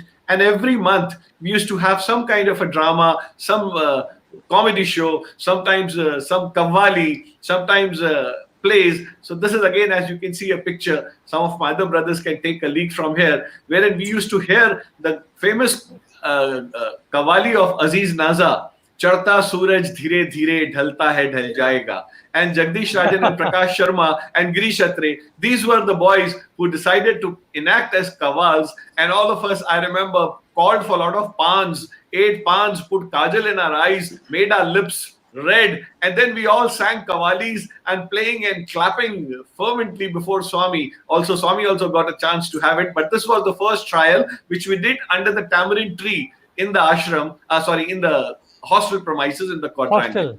Yeah, in the hostel premises. This is that famous tamarind tree under which we all sat and sang. Yeah, I was also in the Kavali, not singing over there, but just a participant. But here, this was the first ever Kavali in front of Swami, and subsequently other Kavalis came in as such. So, in fact, our batch is great fortune of having number of firsts to our credit. That's all Swami's blessing that we were able. I mean, they were the trend-setting batch of various things, all because of Swami's grace and how he guided us. So this is Kantharao Garu. You as yeah, that is me as a disciple in Sankarsubramanian drama. That is way back. I mean, it's a little later. 1987. 88 January. Yes. But actually, Dr. Sankarsubramanian was there. Earlier, they had enacted when Surupak was the Sankaracharya. I think he can speak about that drama earlier days. Yes, the first I think it was in 77. It was first with Rupak, and then next was Hirok. Yes, Right. So Shankar sir was there as that thing. I don't know. Were you a disciple of Sankaracharya sir that time? Yes. It was the year I joined in Vrindavan. That was the time when Swami thought of having this Bhajagovindam drama. It was called Bhajagovindam, okay, based on the book written by Shankaracharya, Bhajagovindam. And Swami asked Principal Narendra to write the manuscript. He wrote a beautiful manuscript. Swami is very happy with it. Swami hardly had any correction to that. Beautiful, write-up. And we had some 6 or 7 slokas for the Bhajagovindam, sung by Rupak in the style of M.S. Subbulakshmi. And then each sloka had some story to go with, like that. I think you went to Bombay also with the group, right? Yeah. We had a beautiful time with Swami. The first year, that too, everything started by around November or December 1974. The first time it was staged was during the first ever college day of Tribhuvan College. Okay, that was on 23rd March 1975. We erected a shed, the Sai Ram shed in Vrindavan, and there we had the college day. One Revenue Minister of Karnataka, Mr. Uchmasti Gowda, he was the chief guest. And after Swami was feverishly sort of expecting the play. And towards the end of the discourse, now it's time. We have a long, nice play to come up. So let us all see that. And he said, Swami cut short his discourse, and Swami came and sat. And then Swami also came into our, normally as he often does, all of you must have experienced that, coming into the dressing room and then checking everything, whether all the dresses are perfect and then makeup is perfect. Then I'd like you to tell us that thing when you went to Bombay with Swami. Yes. Obviously, Bhagwan has a style that not only does what he has come for, but he always does multiple things. And one was to sightseeing. Nowadays, he used to later send the boys, but that time he went with you all. Yeah, that's a beautiful experience. You know what happened? We had gone to Bombay to perform the same play in the month of May 1975 during the Dharmakshetra anniversary. And one night, Swami said, we'll go for a sightseeing trip over the entire Bombay. And they arranged an air-conditioned bus. And it was night, around after 6:30 or 7, we started. It was the night that we traveled. Swami was all through in the bus. Nobody knew that Swami is traveling in the bus. It's only us and Swami in the bus, and one sort of, the guide who was telling over the mic, Mistry. Was it Mr. Mistry? Was it Mistry? Mr. Mistry? I think so, yeah. He's a very senior devotee and a trustee of Bombay. Yeah. If I remember, he was a dentist, I think. Yes, he's a trustee of the Bombay Trust. Yeah, very senior and beautiful devotee. And he was there with the mic, and we were going around, and 2 things happened. One is that he was narrating, he was telling about every monument, every place we were passing by, and I'll just mention one small thing here. Part of all these experiences, Swami sometimes lets you commit a mistake. Okay, you would not have otherwise committed that mistake. Later on, you will even wonder why I did that. But Swami lets you commit a small mistake, and out of which he gives you an experience, and that remains with you forever. This has been my story. Okay, and I've seen it happening with many others also. So this man was narrating, and suddenly at one very prominent spot, he gave a different name to that place. He gave a wrong name to that place. So in the dark, Swami is traveling with us, sitting in the bus. In the dark, Swami immediately said, "Hey, Tappu Cheptanadu, tell him to correct it. It is this place." And Swami changed the name of the place in the bus. And then he was surprised. Oh my goodness. It's such a beautiful thing, to know that as if Swami is so much well-versed with Bombay city, some corner of the city, somewhere we are passing by, and Swami is correcting the name of the place. That's a wonderful experience. And another thing that happened was, which I can never forget. In the dark, Swami came into the bus. The 2 rows of seats or 2-seaters on either side. Swami walked in the aisle and came very close to each one of us, just eye to eye staring. He did. Even though it gives a sort of a shiver. We had that sort of, I don't know what to call it. Swami just looked at us for a few seconds, like that, as if passing some energy to us. I can never forget that. He went to each one of us like this, and he did it. I don't know why he did it. He looked as if, in the dark, he wants to know who is sitting in which place. It's not also, it's beyond that. Something beyond that was very much visible. Okay, this was a lovely time which we had. Thank you, sir. Yeah. So, in Hostel. Sorry. Yeah. Kantharao. Yeah. Even we enacted the Sankarsubramanian drama in 88, December 17th, 18th. It has come in the Times of India. And that time we enacted in Ashok Anand Hall. But, Even we also did same place. yeah, same place. It was such a nice experience, wonderful experience, because he was telling about the Bombay trip. Even that Yes. time, Swami was so good. But of course, Swami did not come with us for sightseeing, but he sent us for sightseeing. That is different. That is the Sightseeing. Later change. on, he started sending you on, yes. Yes, yes, So yes. I know in hostel you had many activities, and one was your other dances. So let me bring out the picture about your other dance. What is this, and who are these people? Yeah, this is the Kali dance, which was basically enacted by us in one of the this thing as such. I am the person holding the sword. You can see me there. You The know, big one, big I black think one. right, the big one, that is right? Ashok. Yes, and That is there are Tribhuvan. many of us. Yes, that's me. Tribhuvan Yeah, in that's between with Tribhuvan. that small Yeah, sword.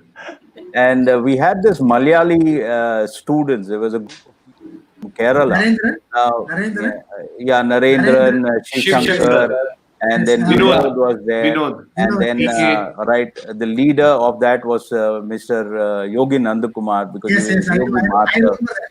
Yes, He used to yes. teach us yoga, and Yes. right, so it was all enacted. Right, it was actually composed, directed by Yogananda Kumar. You can see him. Is the last one, just beside the sword one.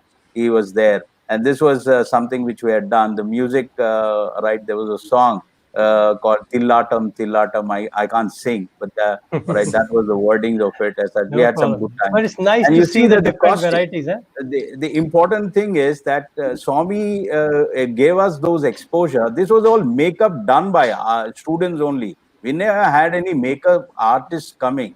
If you see the Kavali, you see this, the Sudas drama, or you go about seeing the Kali dance or the Bhangra dance, all costumes were designed. I'm talking about the time 1979-80. Parthi had no stores or no shops.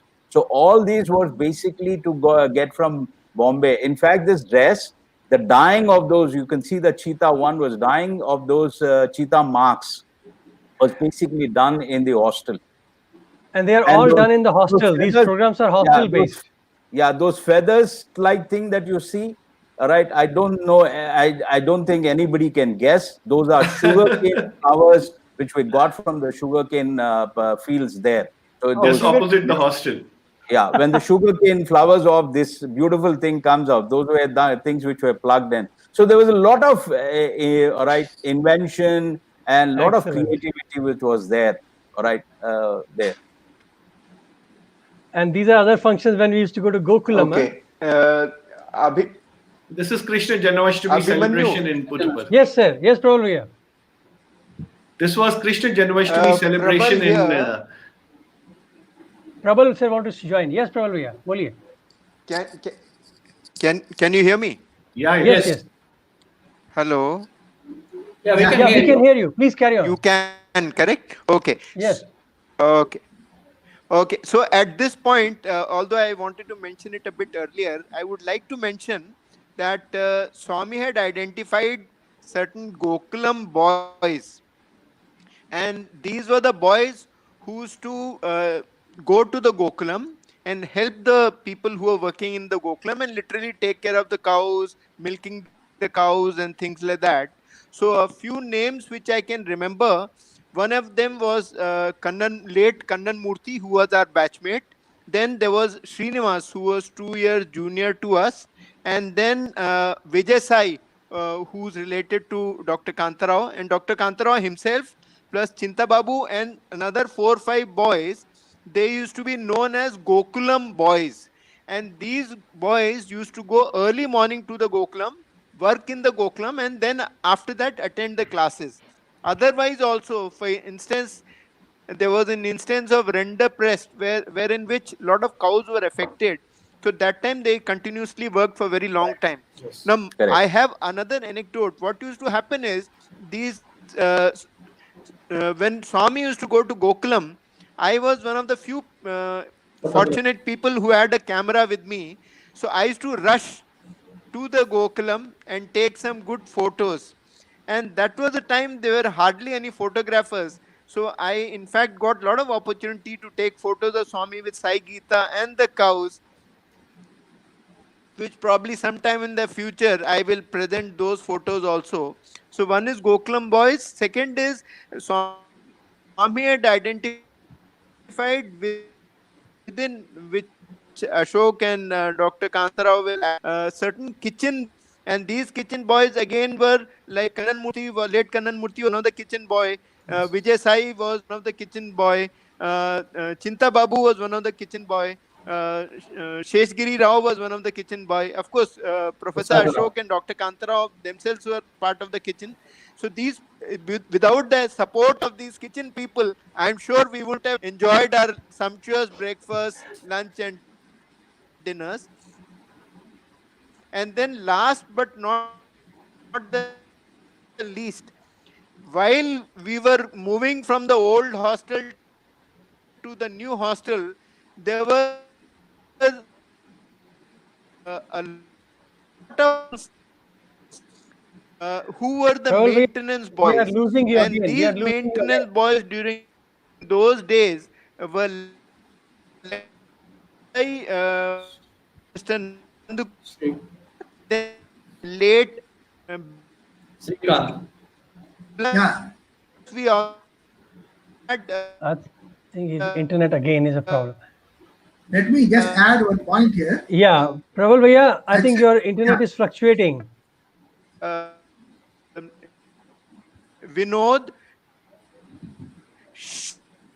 What right, if I can pitch in here, because Yeah, please. right, what Prabal was saying, that when we moved in, there was the maintenance of electrical work and plumbing.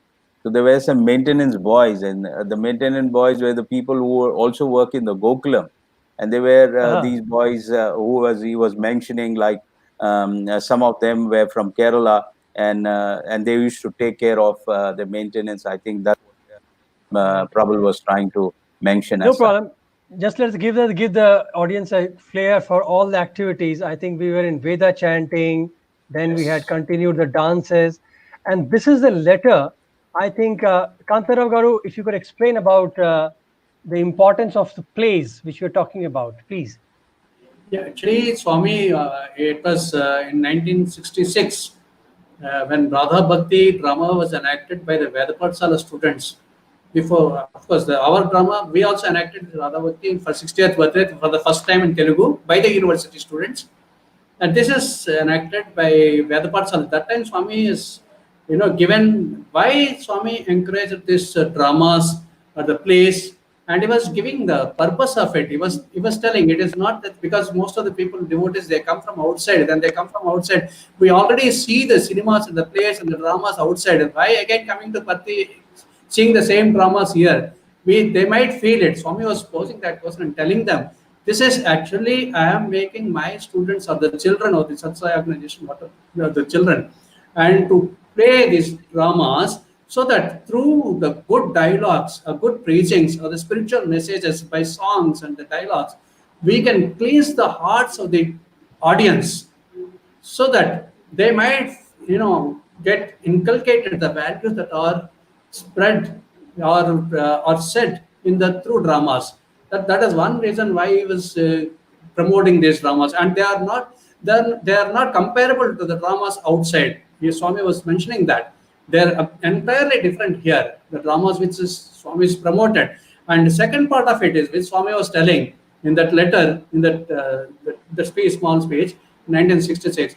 The dramas, whoever has enacted, the students or the children, whoever has enacted in the dramas, the feelings that they express, the feelings that are expressed in the drama, what happened is when they come, they get reflected, they get digested, they get imprinted in their minds of the students or the children who enacted in the drama. What are the preachings, what are the dialogue, good dialogues which Swami has written, and this is the second purpose of it. It is not just merely for the entertainment. Swami has done this. That's the purpose of that, is to promote these dramas. Through dramas, Swami wanted to bring in transformation in the devotees or in the audience. That's what is the main purpose is. Very That's beautiful. why- Very beautiful. That's the At reason least why that gives they are continuing it. Yes. that gives us a Let me just- perspective to understand why Bhagwan really promoted it, and he was himself actor, director Correct. for And many producer. plays in the hostel.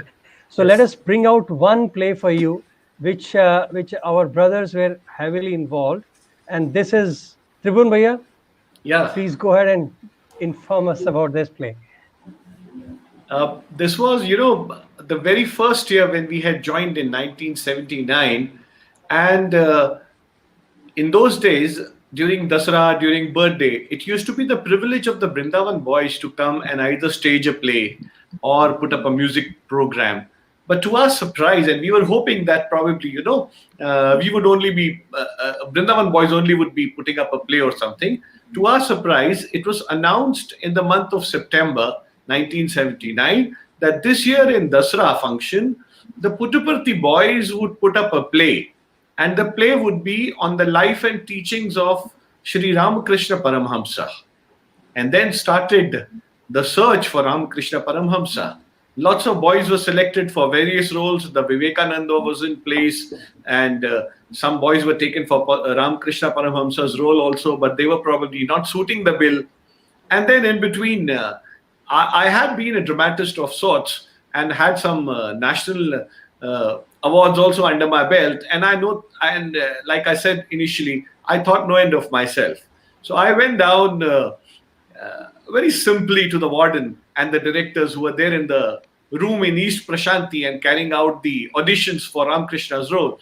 And I said, sir, can you consider me for a small role here in this play? And they said, what would you like to do?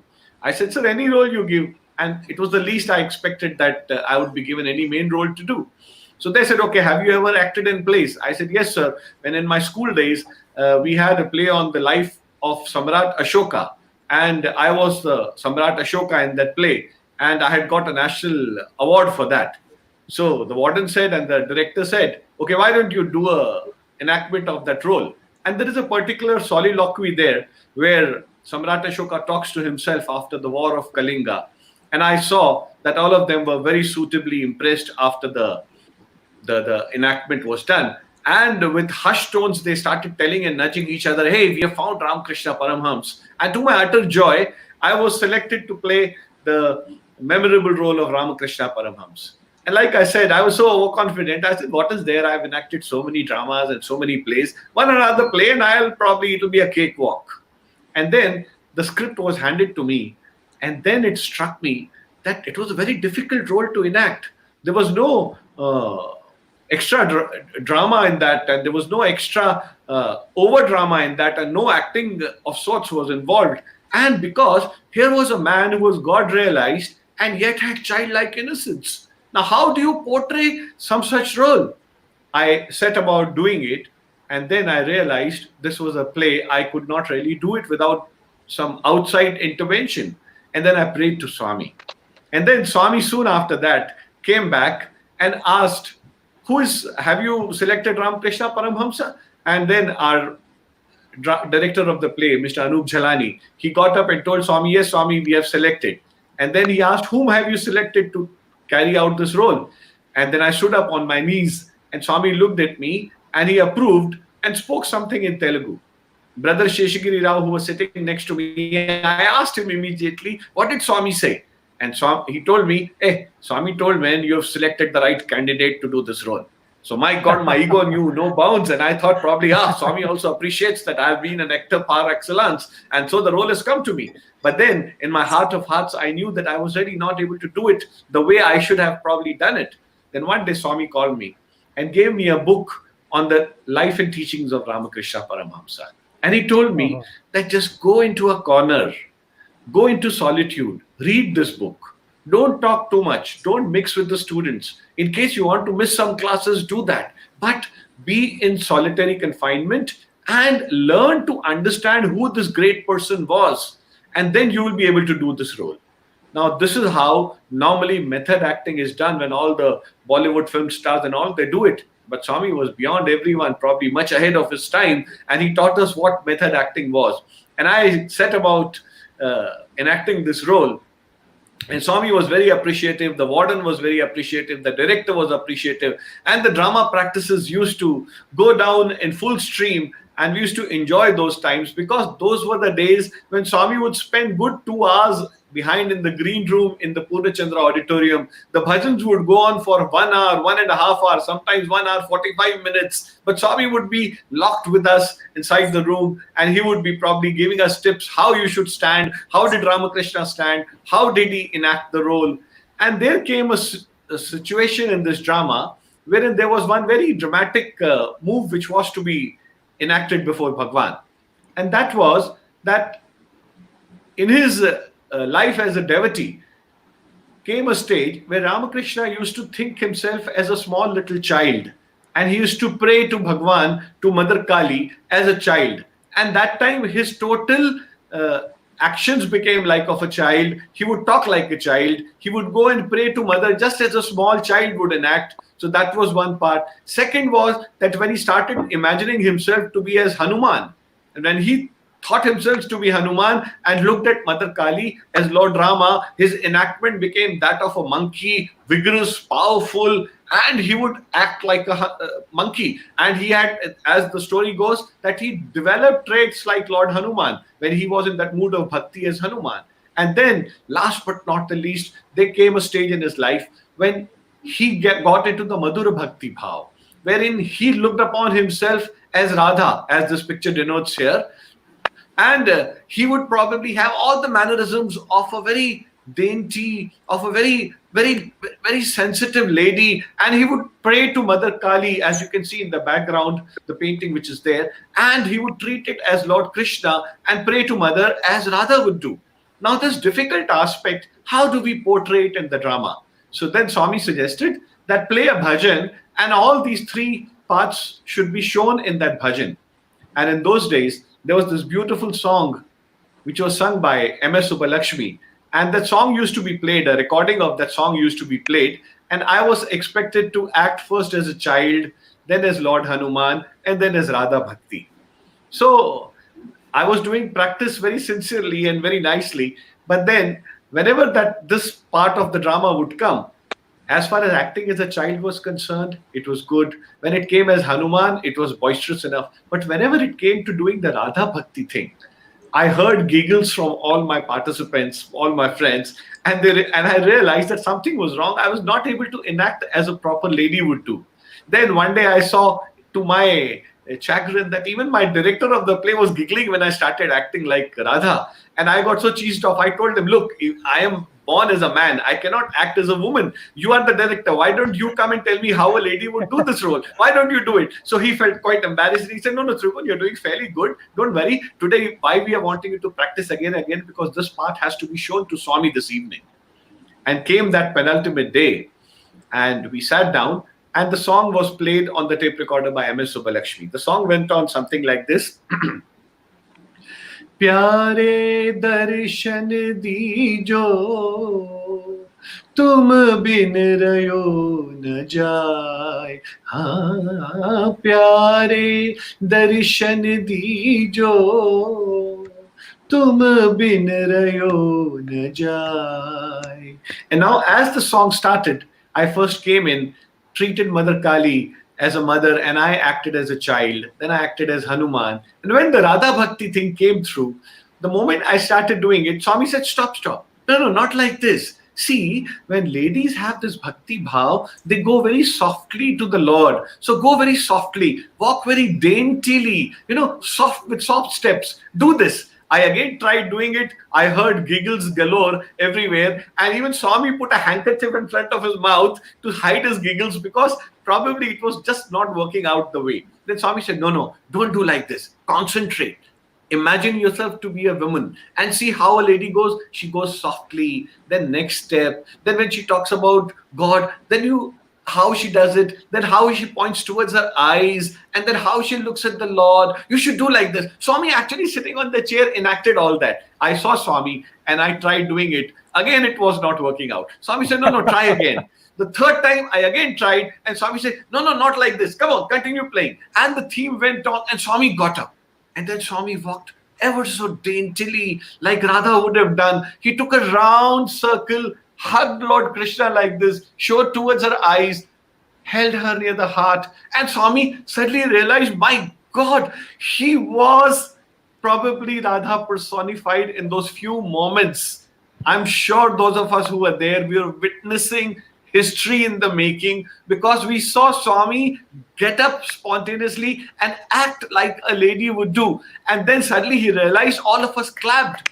We could see all our jaws dropping to the floor. All we could do was we clapped. And suddenly Swami felt so embarrassed that he had acted like a lady in front of the boys. He hid his face, trying to wipe his brow, wiping his cheeks. And he said, okay, do it. He would action to us, And we all were laughing, and we were just looking at Swami and clapping softly. That Swami, you did it so beautifully, so naturally. And here is this boy who could not do it. And then suddenly the attention turned towards Professor Kasturi, who was sitting near Swami's throne. And Swami looked at him, and we also looked down. And there, Professor Kasturi, his eyes were full of tears. He was weeping. And we didn't understand, why is he weeping? Swami asked, Indra, Swami said, why are you crying? Swami asked him. And then he folded his palms before Swami. And ever so pliantly, he said, Swami, you made me write Satyam Shivam Sundaram. I wrote about that episode of Rishendra Mani, wherein when you were a student in Bukkapatnam, you used to go to the school, and the villagers, they had called Rishendra Mani from Madras, and Rishendra Mani fell sick after coming and she could not dance. The villagers came and pleaded you, Bhagwan, that you enact that role. And you, out of your graciousness, enacted that role of Rishendra Mani. You wore a wig, you wore a ghagra choli, and you danced. Nobody in the village could recognize that it was that Balak Satya who was doing, and it was not that Rishendra Mani. There was a collector of that region who was there, and even he did not know that it was Sri Satya Sai Baba. That then, of course, he had not declared his divinity to everybody. So it was Swami who was doing it. But Swami, today, after seeing you, I am assured, Swami, that you had enacted that role of Rishendra Mani, and nobody could have guessed it, because with that beauty which you enacted, Swami, it could not have been anybody but you.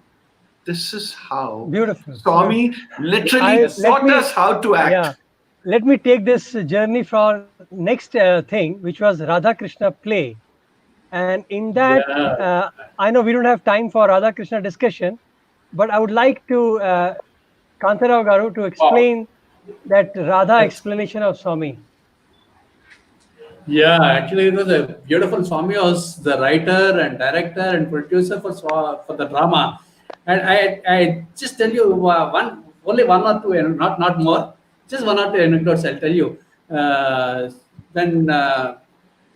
First, in one of the scenes, Rukmini and Krishna, they will be entering on the stage. While they are entering, how Swami looks at things. When they were entering, they just came, only both of them. And the Swami said very jovially, Endra, the Marina Beach ke liye vastunnatunnaru.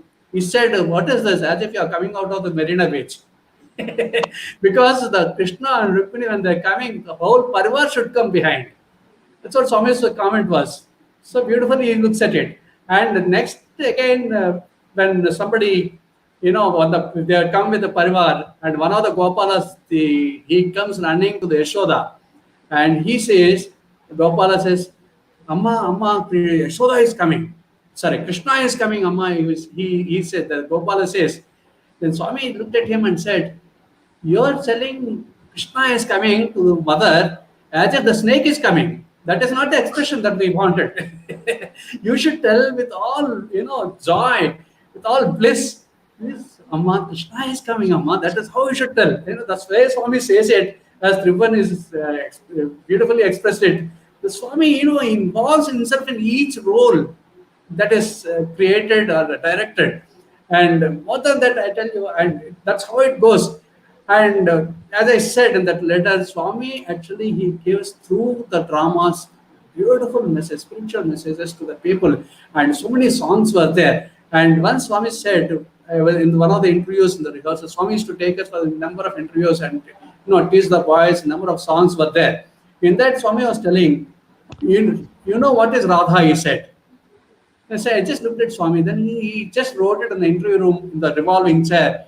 With the finger he wrote R-A-D-H-A in the circle like this. He wrote what you have done. And he said, you start with A, it will become Adhar. It will become Adhar.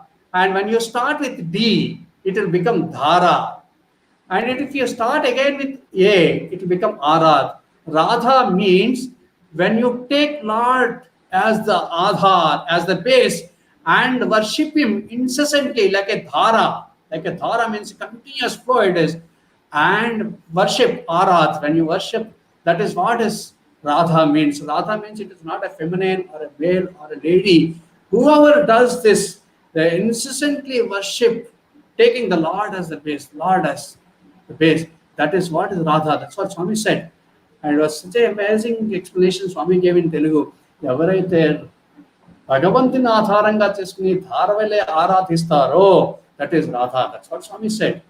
That means whoever worships Lord Krishna incessantly, continuously, as he as the only rescuer for us, that is how that is we should worship.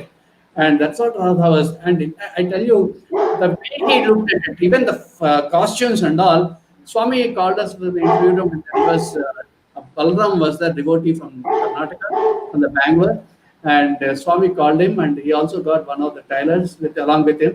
And Swami introduced each character. He is Yashoda, he is Krishna, he is Radha, he is Gopala, and so on. And all the tailor-made costumes have come. And more than that, on 21st, we enacted on 21st November for 60th birthday. Swami came very unusual time at 1:30. At 1:30 in the afternoon, he came and he was there for about 1.5 hours to see how the makeup was going on. That was the meticulous care he took it. I tell you, unimaginable. That too in that busy scheduled day. For during 60th birthday, Swami is coming and then seeing it, how the saris were tied to the, gopikas, how the ornaments were adorned to them. All that he was watching, and that was amazing. I tell you, that's why Swami. I tell you, Swami is the writer. And one of the dialogues which I wanted to tell as a writer, I'm just giving you one dialogue which I remember. Swami. There's a scene called Ramanna and Joganna, and Joganna was played by Dr. Prasad Rao. He was my batchmate, and I am the Ramanna. In that, one of the dialogues he says, I should say, you should not unnecessarily comment or find faults in others instead of finding fault in yourself. And he was criticizing Radha for her devotion without, doing any the household responsibilities, forgetting everything, and then always with Krishna.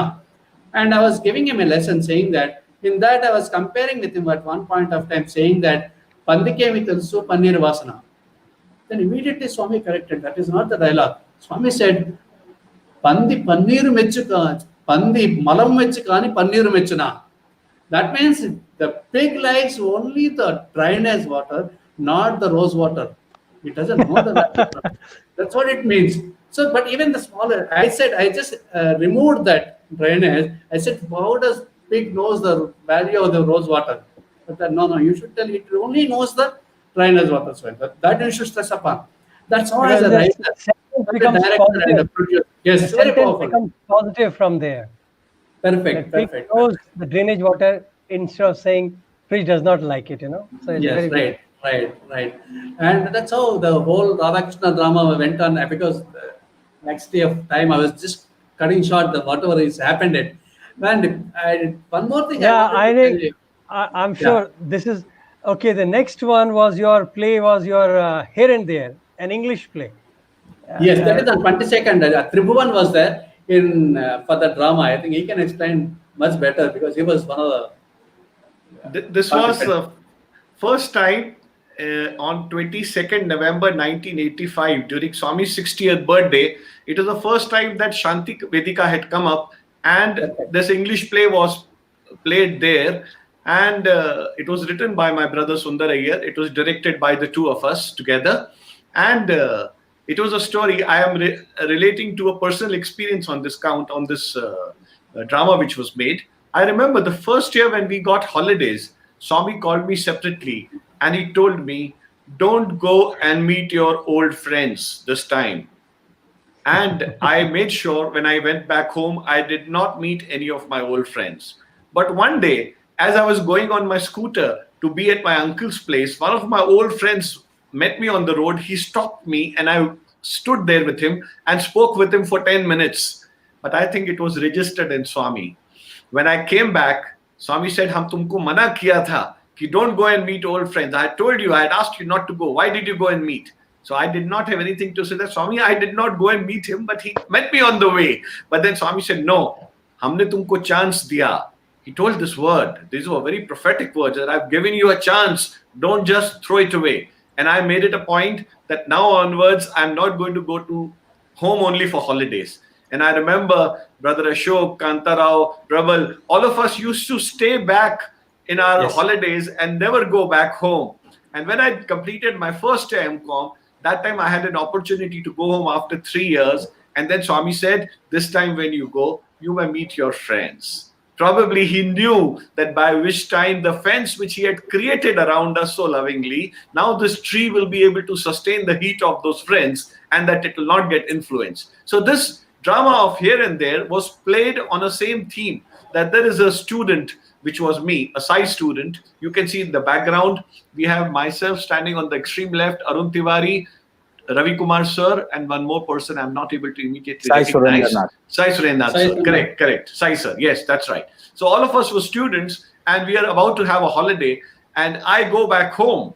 And when I go back home, I go back to my old friends who try to influence me into saying that these are my old friends, Mayur Pandya, Sundar Iyer, then myself, Giridhar and Prasad Rao. And this was the scene which Swami used to love to see. This was the rowdy scene, Swami used to call it. And at this rowdy scene, they show that when we all get together, they try to influence me into coming to my old ways of enjoying life with them, listening to loud English music, and even go to the extent of drinking.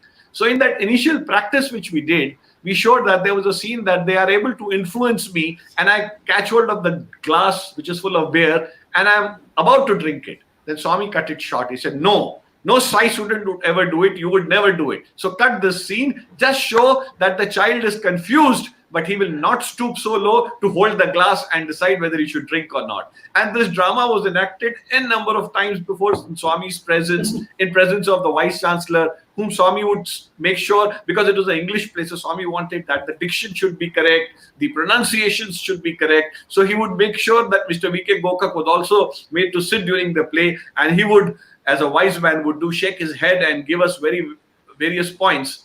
And in this one play, I remembered, around this time when the play was being enacted, Swami had stopped talking to me for some reason. I don't know what must have been the reason, but Swami had stopped talking to me. So it used to pain me in my heart that Swami is not talking to me, and here is a golden chance of my life. I'm enacting in front of Swami. So there comes a scene in the drama that when the student who has gone home and he's confused that he has gone to the old ways and he's getting influenced by his friends, he goes back before Swami's picture. And then he prays to Swami ardently. And he says, Swami, I never left you. Why did you leave me? And he prays and he cries out his heart. So this part, Swami would make me do it often. So one day I remembered that this play was being done in the auditorium. And as I was enacting, the total thought came that Swami is not talking to me. What is the use of leading a life when Swami is not talking? And while playing this role, I actually started weeping.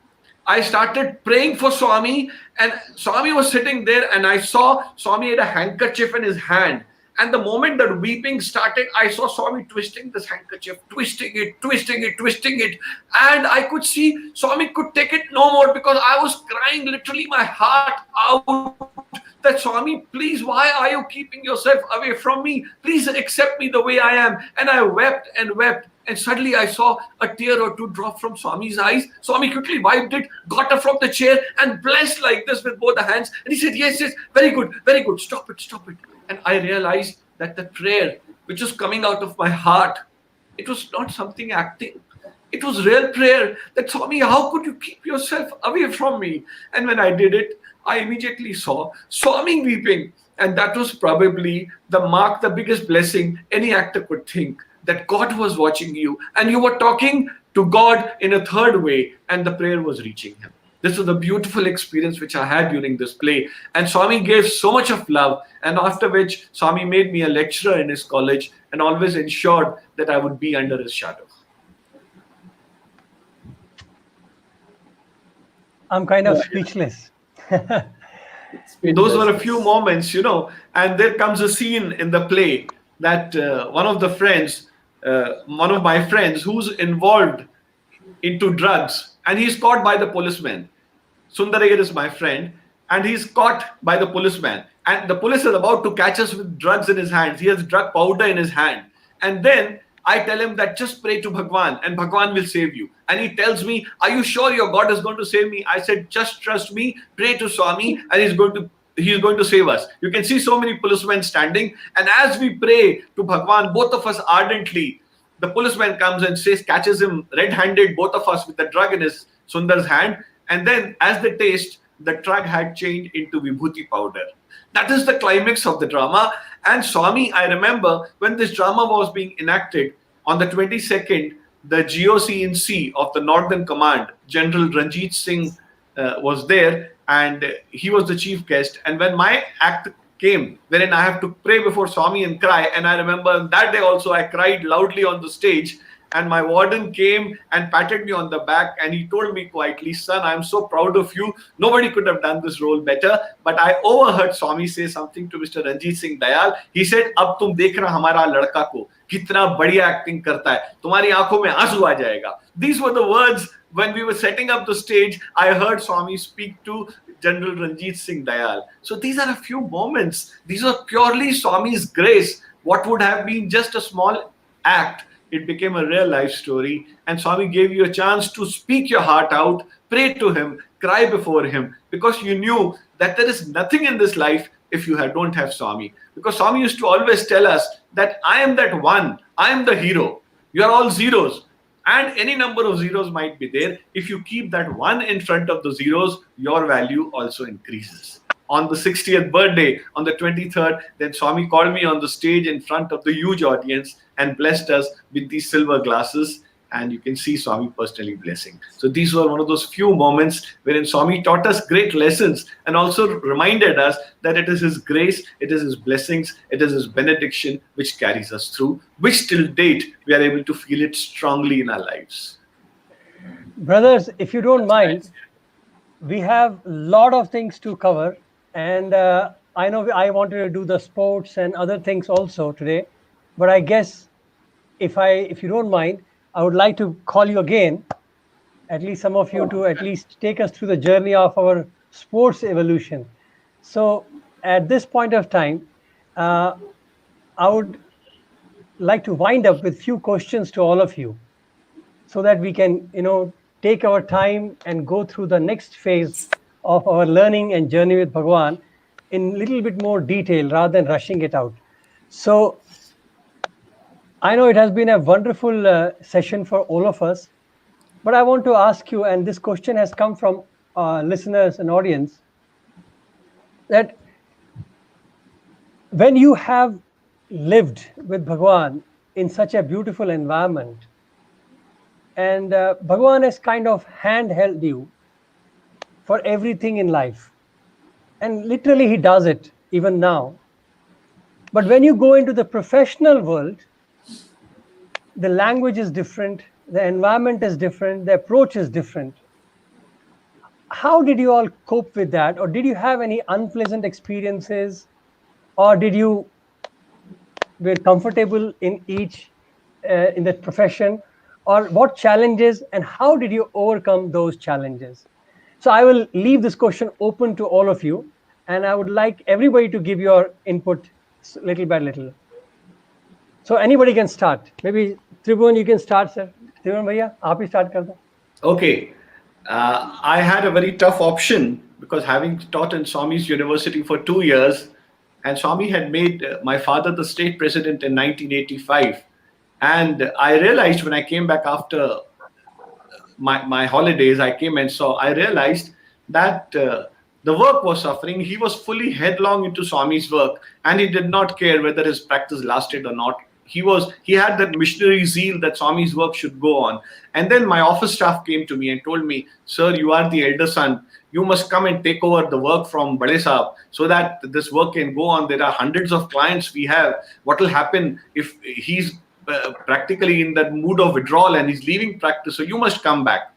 So I think Swami permitted me very graciously after a great difficulty to come back. And the moment when I came back, it's a big story how I came back and all. Maybe some other time we'll discuss it. But when I came back, it hit me hard My dad had prepared me for this. He told me categorically, this practice of income tax is very dirty. Lots of people expect that you will be expected to give money to get your job done. Throughout my life, I have worked as straight as an arrow. You promise that if you're also going to work in the similar way, only then will I permit you to come. If otherwise you can continue to be in Puttaparthi, I will not permit you to come. So I promised my father that I will also practice the same way as you had done it. And then he warned me, when you practice like this, you will have to live very tight. You will not have too much money. Maybe if you can earn on your own and maybe get it done the right way, I don't mind. But then this is a very difficult path I have taken ever since I came to Swami. Before coming to Swami, even I was in the run of the mill. But then when you are there, if you believe that you're going to do an honest practice, only then you come. I promptly came back. I got into the practice, into the groove as I would do it. I found it extremely difficult to make my way through. In fact, it was so difficult that after working very hard, the fees which came to you was in pittance. But then I would always pray to Swami, the Swami, you have sent me, you have to take care of me. And I continued working and slogging, and to that one extent that I one day came to my dad and I told him one evening, Dad, can we not leave this work and do something else? We are hardly able to save anything. I'm working so hard from morning to night. You're working so hard, but we are not able to make enough money. Then my dad laughed and smiled and told me, he said, I told you this beforehand, but don't worry. Swami has sent you and he's told you to get into this practice, so he will take care. So that is what happened. It became a changing zone. I went to Swami and I prayed to him only this one, that Swami, you take care. Because Swami had asked me to pray in a particular manner. So I kept on praying only for him and him alone. And to my surprise, as luck would have it, some of my old students, some old friends who had joined Citibank, HSBC, Barclays, they came and joined me. And they said, sir, we are wanting to start some new work in Indore, in Madhya Pradesh. Would you be keen to take it up? And I said, why not? And I thought it was just one of the small little works and why do it? But they said, no, sir, you will remember us for life if you do this work. This is something which will probably change your whole scene. And it actually, trust me, Swami was the one who sent them. Swami directed them to come to me. And then from there on, the things worked out in such a way that not only did you attract the biggest of clients, but when the people got to know that you were doing outsourcing work for Citibank, for Barclays, for HSBC, clients would flow down to you. And then after a few years, clients would come and vouchsafe by you and they say, oh, he's Swami's devotee. He will do never anything wrong. He will not go anything where. So people started coming on their own. And from one stage, the practice started booming. And then to this day, with folded hands, I tell all my friends who are listening to this, just have faith in Bhagwan and his philosophy. Don't lose hope. Swami has often told us that I'm going to stretch you like a rubber band, but I will never let you break. Just the part is keep on praying, keep on communicating all your thoughts to me. And when you do it, I am that mother. I will give you everything which you aspire. You don't have to ask for name, fame, power, money, anything. Just ask for me and me alone. And when you ask for me, along with me comes name, comes fame, comes power, comes money, comes everything. So Swami has taught us that pray just for me and me alone.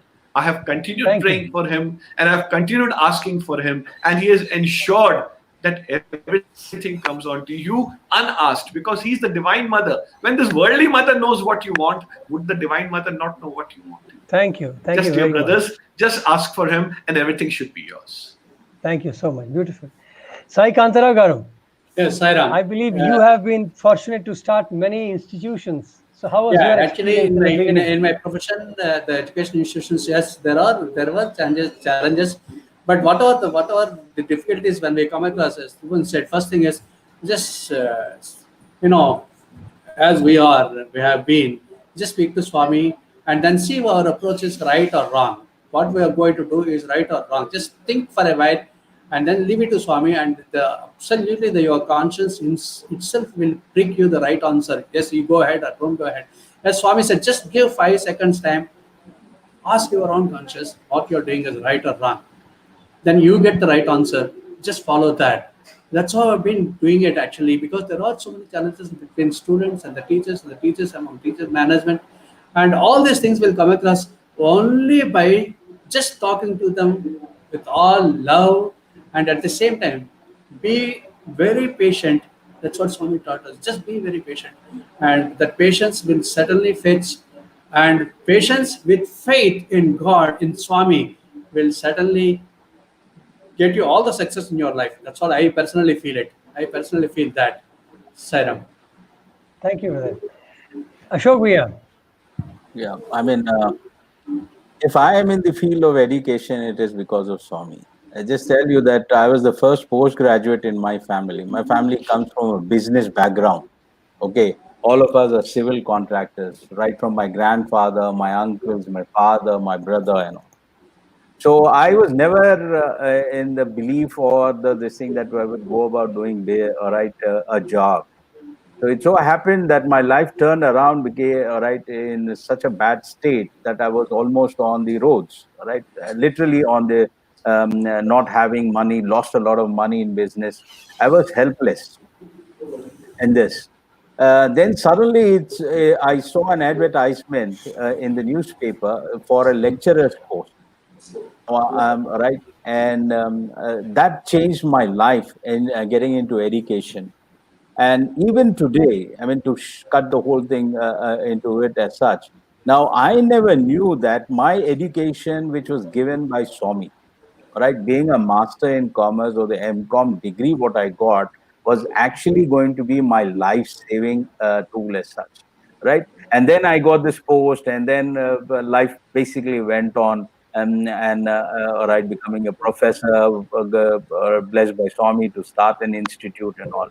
But the thing which goes into this is education, which Swami gave, is always very important, that it is going to go about giving us our future. So all the people who are educated, I mean, it's not just Sai student. Anyone who's educated, and why Swami has started education, we did mention about this earlier. I will give one hand, all right, education, and the other hand, I will give you spirituality for us. But all students, I do not, right, I can vouch that all students or Sai students or any student, and particularly Sai students, or their education has never gone a waste, is what my belief is. That education has made the future of all the of everyone relating to that, and that has transformed me. Just to end my this thing as such, my classmates in the school who are right not right not associate, whenever I meet them, still don't believe that I can teach. Right? They say you and a teacher, and now they give a laugh relating to that. Now, if I can articulate all right, so well, I give lectures on the platforms, and now, and I get invited on various platforms to deliver various lectures as such. I am surprised, to be honest.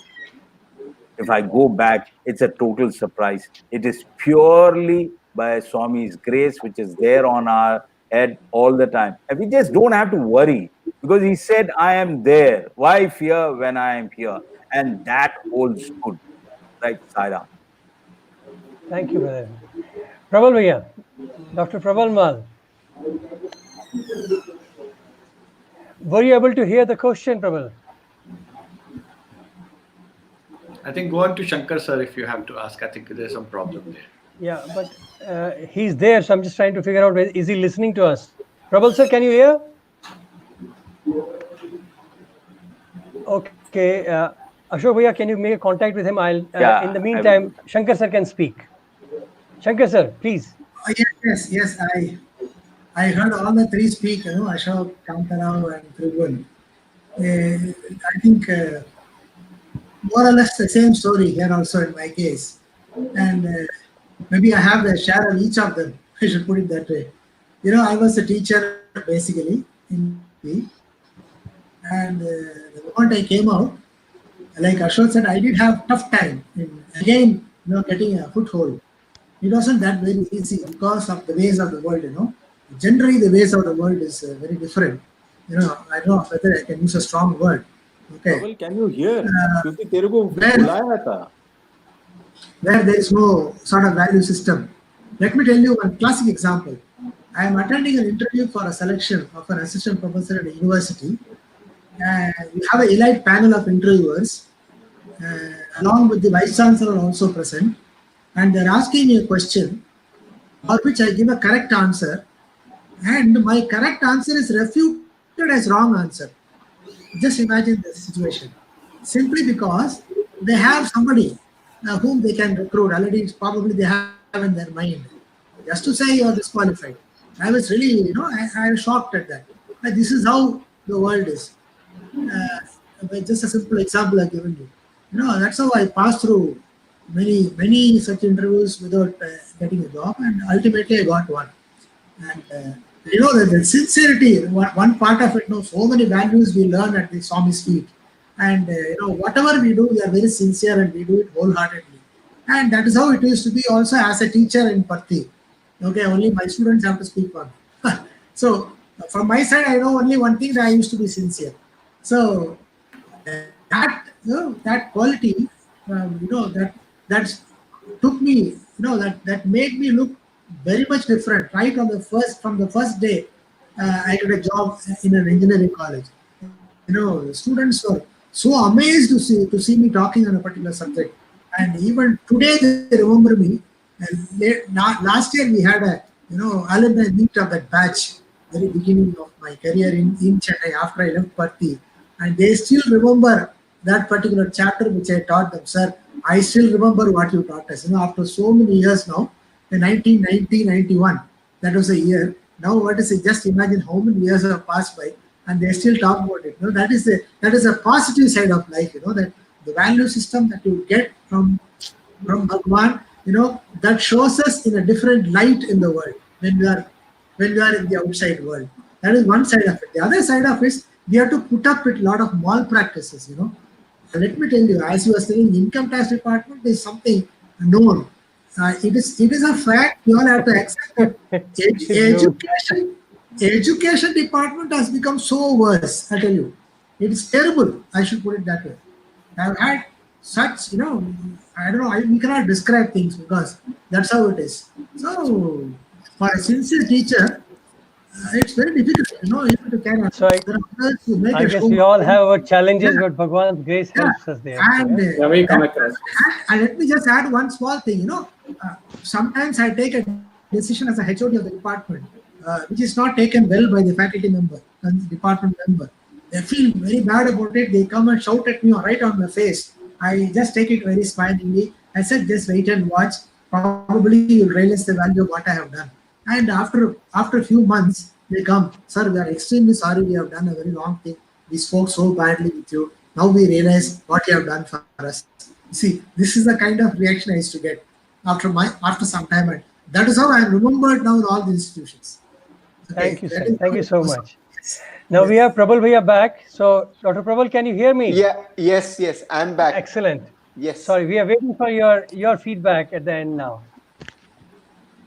Okay, so after staying with Swami and from the initial training which we had directly under the tutelage of Swami, we learned a lot of things. And once we were in the world and we were facing our professional challenges and issues, so what I can say is that each and every learning which I had at Puttaparthi as well as in Vrindavan, it came of great use to me in my professional life and also personal life. And I, for one, am in the learning industry. So over a period of time, I was managing pretty large teams. And these teams were basically all highly educated people based all over the world. And from time to time, there used to be, let's say, difference of opinions, conflicts, and things like that. So whatever I learned in Swami's divine lap, I was able to put it to some good use in the world. And what I can say is that learning what Swami gave us, every bit of it, whether it was dealing with people, dealing with seniors, or dealing with juniors, or dealing with our friends and family members, everything has certain purpose, and it will all help us at some point of time in our lives. So whatever we have learned, definitely it will play a role. When the time comes, we'll be able to understand and use it, and all of us are doing that, I am sure. So that's what I would like to add. Thank you. I feel in summary, I can say easily Sai that, Ram. being a Sai student does not give you a certificate that you won't have any problem in life.